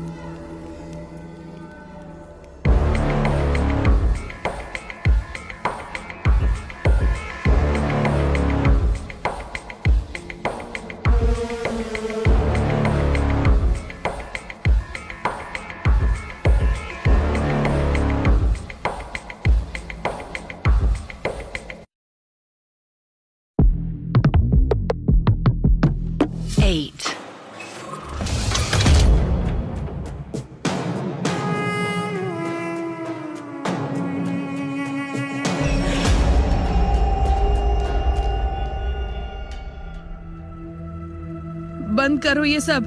मैं राजा देवराज को तुम्हारे बारे में बता दूंगी। वो तुम लोगों को नहीं छोड़ेंगे। अगर तुम दोनों जिंदा रहना चाहती हो तो मेरी बेटी को फौरन छोड़ दो। माँ, मुझे बचा ले माँ। ये वृंदा मुझे धोखे से यहाँ ले आई। इसने मुझे कहा था कि तू जंगल की तरफ आई है। तू डर मत बेटा, मैं तुझे कुछ नहीं होने दूंगी। लेकिन तुम्हें इस जगह का कैसे पता चला? जब मैं सोकर उठी और तंत्रा को घर में नहीं देखा तो मैं घर से बाहर निकली। थोड़ी देर ढूंढने के बाद एक ग्वाले ने बताया कि तू तंत्रा को लेकर जंगल गई है। मैं तो तभी समझ गई थी कि तू सबसे कुछ छुपा रही है। तेरा इस पिशाचनी के साथ जरूर कोई रिश्ता है। वृंदा, हमारे पास ज्यादा समय नहीं है, मुहूर्त निकला जा रहा है। हवन कुंड के सामने एक तलवार रखी थी। वृंदा उसे उठाने के लिए 2 कदम आगे बढ़ाती है। तभी तंत्रा की माँ वृंदा का गला पकड़ लेती है। छोड़ मुझे, मैंने कहा छोड़ मुझे, वरना तेरी बेटी से पहले मैं तेरी जान ले लूंगी। मेरे रहते तो तू वैसे भी मेरी बेटी को छू तक नहीं सकती। इस धक्का मुक्की में वृंदा का पैर किसी चीज से फंसता है और वो जमीन पर गिर जाती है। उसका सिर जोर से हवन कुंड से टकराता है और उसका सिर घूमने लगता है। वृंदा, जल्दी उठ, मुहूर्त निकला जा रहा है। इस सम्मोहन क्रिया को पूरा करने के पहले मंदाकिनी अपनी जगह से नहीं उठ सकती थी। वो बैठे हुए वृंदा को आवाज देती है। वृंदा जल्दी उठ, तेरे पास देव को अपना बनाने के लिए यही एक आखिरी मौका है।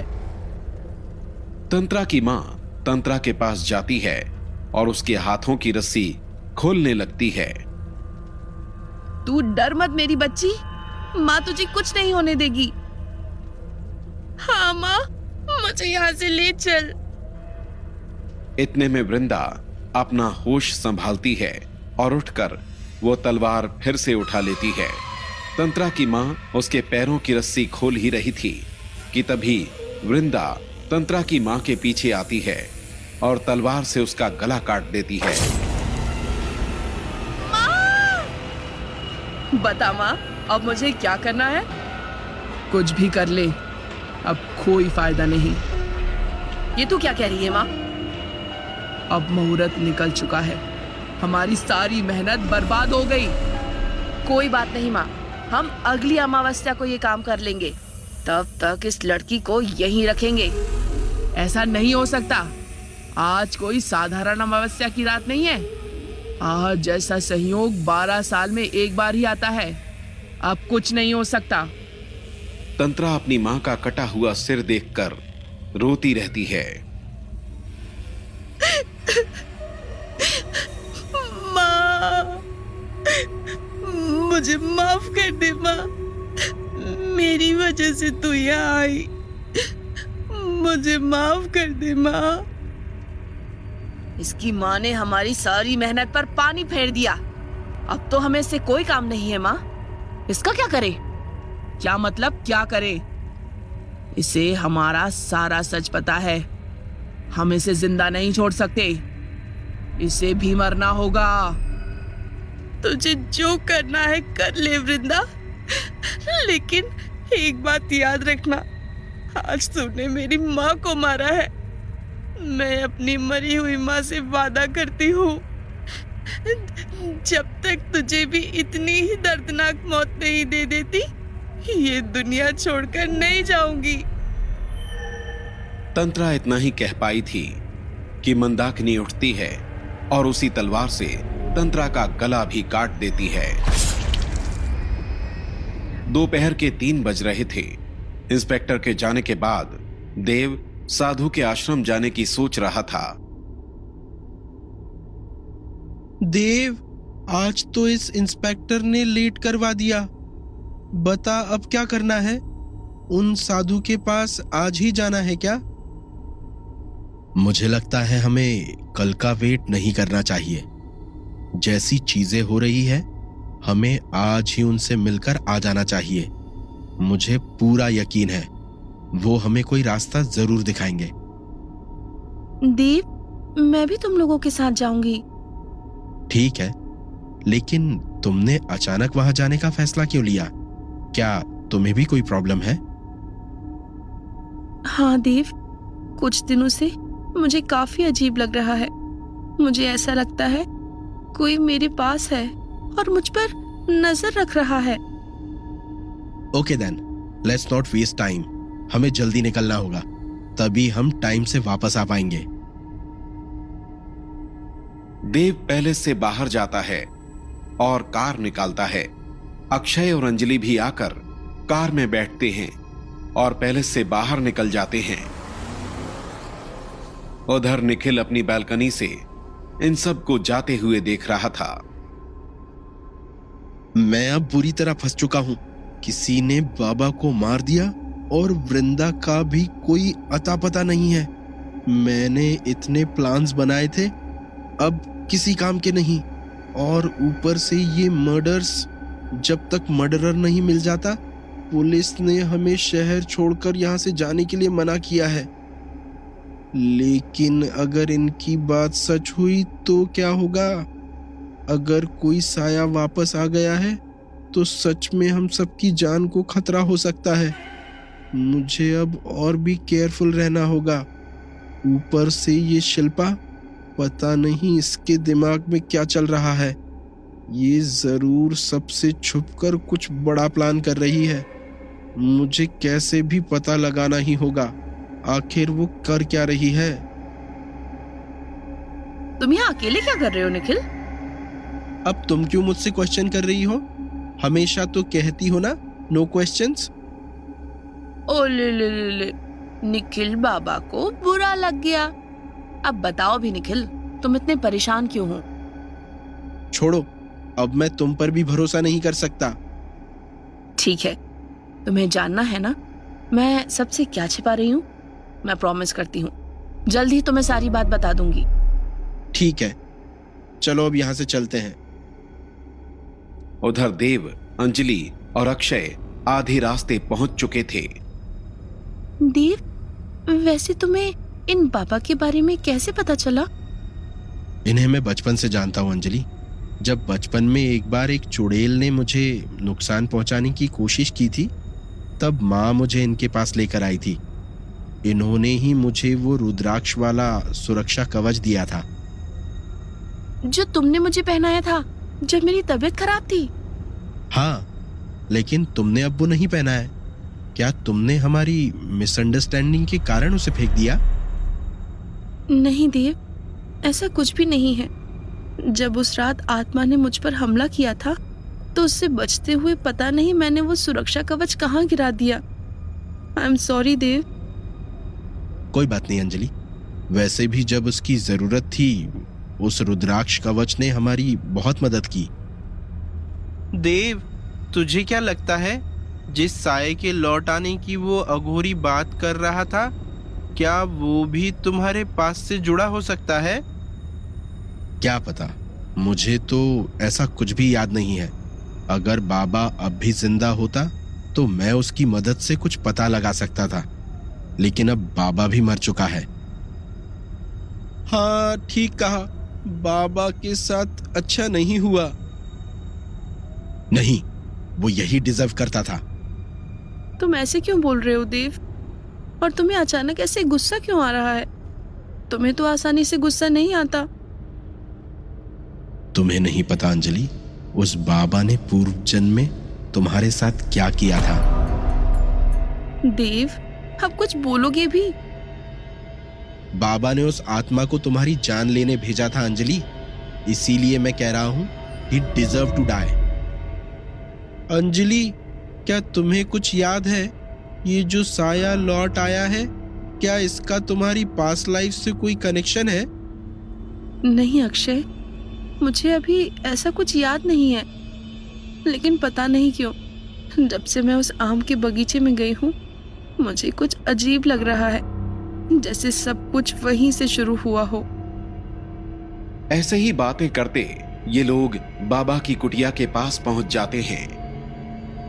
देव, क्या वो साधु यहीं रहते हैं?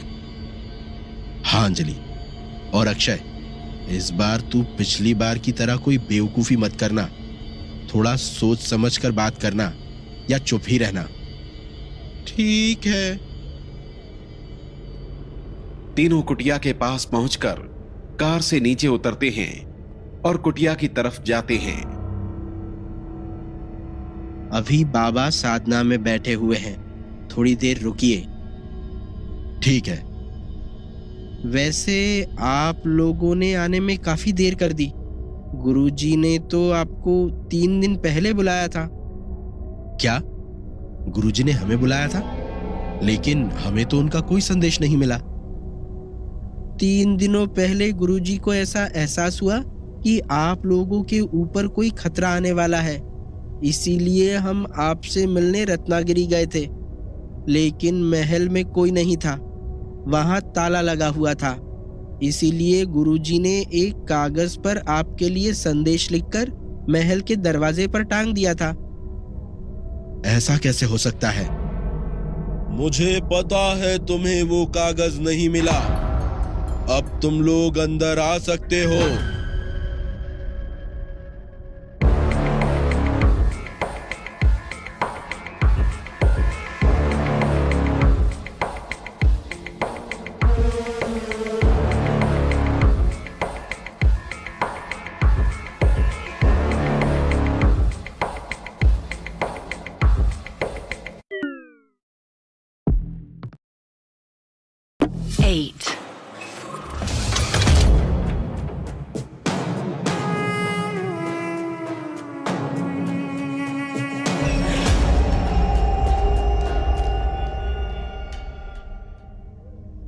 देव, अक्षय और अंजलि ऋषि के पीछे पीछे कुटिया के अंदर जाते हैं।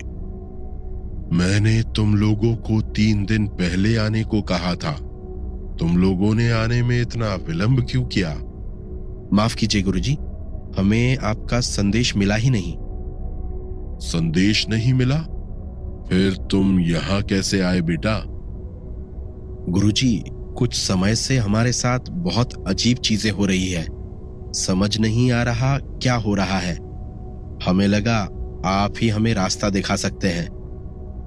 मुझे पहले ही अंदाजा हो गया था, इसीलिए हम तुमसे मिलने रत्नागिरी गए थे।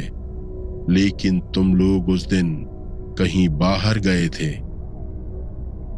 गुरुजी, उस दिन हम लोग पनवाल गए थे और तभी से हमारे साथ कई अजीब चीजें हो रही हैं। कैसी अजीब चीजें? गुरुजी, हम पनवाल में एक आम के बगीचे में गए थे। पहले तो मुझे लगा कि मैं वहां जा चुकी हूँ और फिर अचानक से ऐसा लगा कि कोई पीछे से मुझ पर नजर रख रहा है। और फिर जब हम वापस आ रहे थे तो कुछ लोगों से हमारी लड़ाई हो गई और अगले दिन उनकी लाश मिली। तुम्हारी बात सही है बेटी। उस बागीचे में जाकर तुम्हारी एक पुरानी याद ताजा हो गई। लेकिन गुरुजी, अंजलि तो इससे पहले कभी वहां नहीं गई थी। हाँ, लेकिन गीतांजलि जा चुकी है।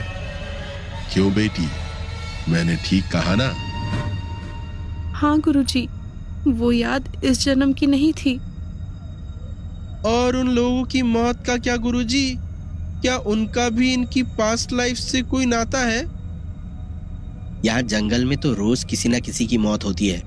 हो सकता है ये किसी जंगली जानवर का काम हो।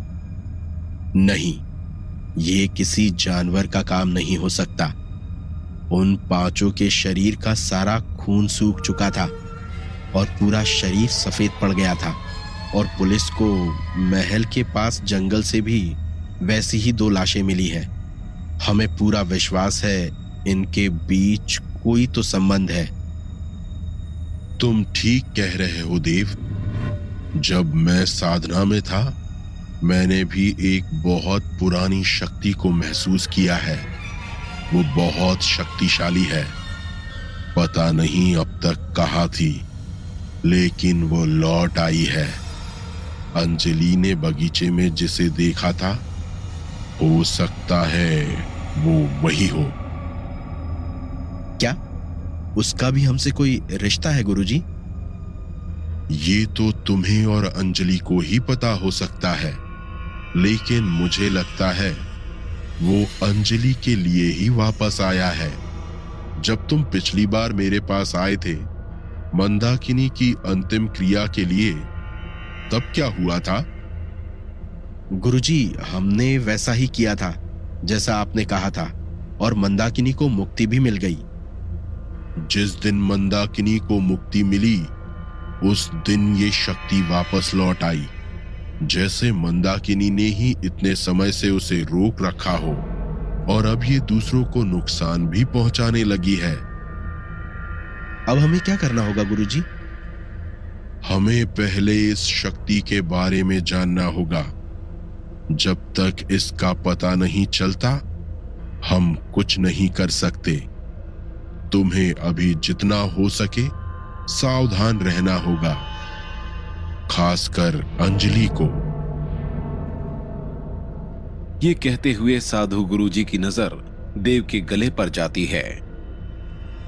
देव, तुम्हारे गले में वो रुद्राक्ष का सुरक्षा कवच नहीं है जो मैंने तुम्हें बचपन में पहनाया था? गुरुजी, मुझसे वो कवच खो गया।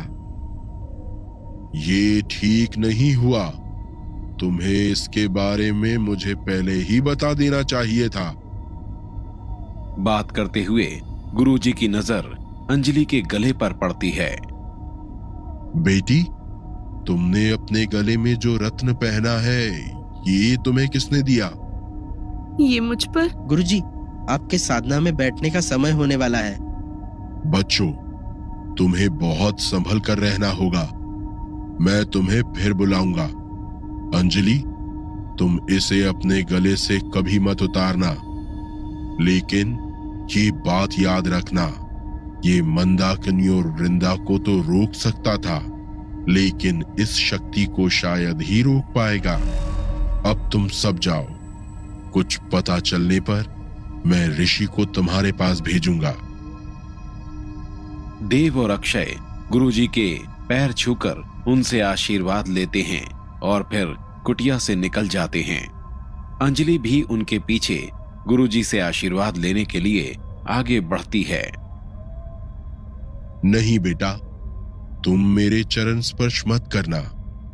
मैं मां दुर्गा का उपासक हूं, किसी बालिका से चरण स्पर्श नहीं करा सकता। मैं देवी मां से तुम्हारे लिए प्रार्थना करूंगा। अपना ख्याल रखना। अंजलि भी बाहर जाकर देव और अक्षय के साथ कार में बैठ जाती है और फिर वो लोग वहां से पैलेस के लिए निकल जाते हैं। यार, हम सोच रहे थे कि जल्दी वृंदा और मंदाकिनी से पीछा छुड़ाकर वापस अपनी नॉर्मल लाइफ में जा पाएंगे। मंदाकिनी से पीछा छूटा तो अब उससे बड़ी परेशानी आ गई, ऊपर से ये पुलिस केस। सॉरी यार, हमारी वजह से तुम लोग भी इन सब प्रॉब्लम में फंस गए। नहीं, मेरा वो मतलब नहीं था। कोई बात नहीं यार, मैं समझ सकता हूँ। शाम हो रही थी। इंस्पेक्टर डोगरा की जीप विधायक आवास के बाहर आकर रुकती है। शर्मा जी, आप यहीं रुको, मैं विधायक से बात करके आता हूँ। पता नहीं इसने फिर मुझे क्यों बुलाया है। जी सर। इंस्पेक्टर एक फाइल लेते हैं और विधायक बंगले के अंदर जाते हैं। प्रशांत सिंह अंदर हॉल में सोफे पर बैठे हुए किसी से फोन पर बात कर रहा था। इंस्पेक्टर डोगरा को देखकर वो उसे बैठने का इशारा करता है। हाँ ठीक है, मैं उससे बात कर लूंगा। कोई ईमानदार नहीं होता, सबकी अपनी कीमत होती है। चलो, अभी मुझे कुछ काम है, बाद में बात करता हूं। बताओ डोगरा, केस की क्या अपडेट है? सर, हमने उस रूट की सारी सीसीटीवी फुटेज चेक की और पोस्टमार्टम रिपोर्ट भी आ चुकी है। ये देखिए। बस डोगरा, सीधे सीधे क्यों नहीं कहते कि अब तक तुम कुछ पता नहीं कर पाए? कोई बात नहीं, अब तुम्हें कुछ पता करने की जरूरत भी नहीं है, मैं खुद ही पता लगा लूंगा। वैसे भी कल तक वो नया डीएसपी यहां आ जाएगा। क्या सर, वो नया डीएसपी वाली बात सच थी? अब तुम लोगों से तो ये केस सॉल्व हो नहीं रहा है।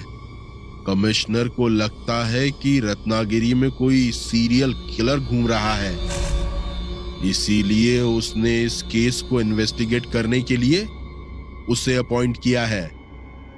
सर, उस डीएसपी का नाम क्या है?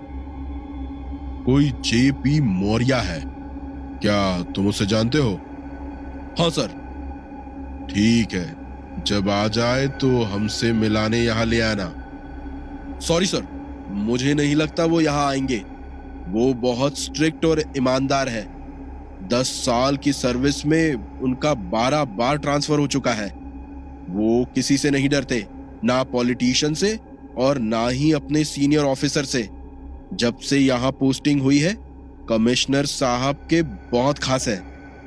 सीधे सीधे बोलना, तुझसे ये नहीं हो पाएगा। ये भी मैं खुद ही देख लूंगा। कोई ईमानदार नहीं होता, सबकी अपनी कीमत होती है। और अगर सीधी उंगली से घी नहीं निकलता तो मैं उंगली सीधी नहीं करता, मैं घी का जार ही तोड़ देता हूं। अब तेरा कोई काम नहीं है, तू जा। जरूरत पड़ी तो कॉल करूंगा। जाते जाते गुप्ता से पैकेट ले जाना। थैंक यू सर, जय हिंद। इंस्पेक्टर वहां से निकलता है और वापस अपनी जीप में जाकर बैठ जाता है। क्या हुआ सर, आप कुछ परेशान लग रहे हैं? वो नया डीएसपी के आने वाली बात सच है। वो कल इस केस का चार्ज लेने आ रहा है। अब से उसके ऑर्डर्स फॉलो करने पड़ेंगे। ऊपर से वो जेपी मौर्य है। खुद तो ईमानदार है, जब तक यहां रहेगा हमारा भी जीना हराम करेगा। चलो पुलिस स्टेशन। उधर जंगल के उसी तहखाने में जहां देव ने मंदाकिनी को खत्म किया था, तंत्रा तहखाने के एक कोने को देख रही थी। उस कोने से साये की आवाज आती है। अब तो तू खुश है ना तंत्रा? मंदाकिनी तो पहले ही खत्म हो चुकी है और अब वृंदा भी कैद में है।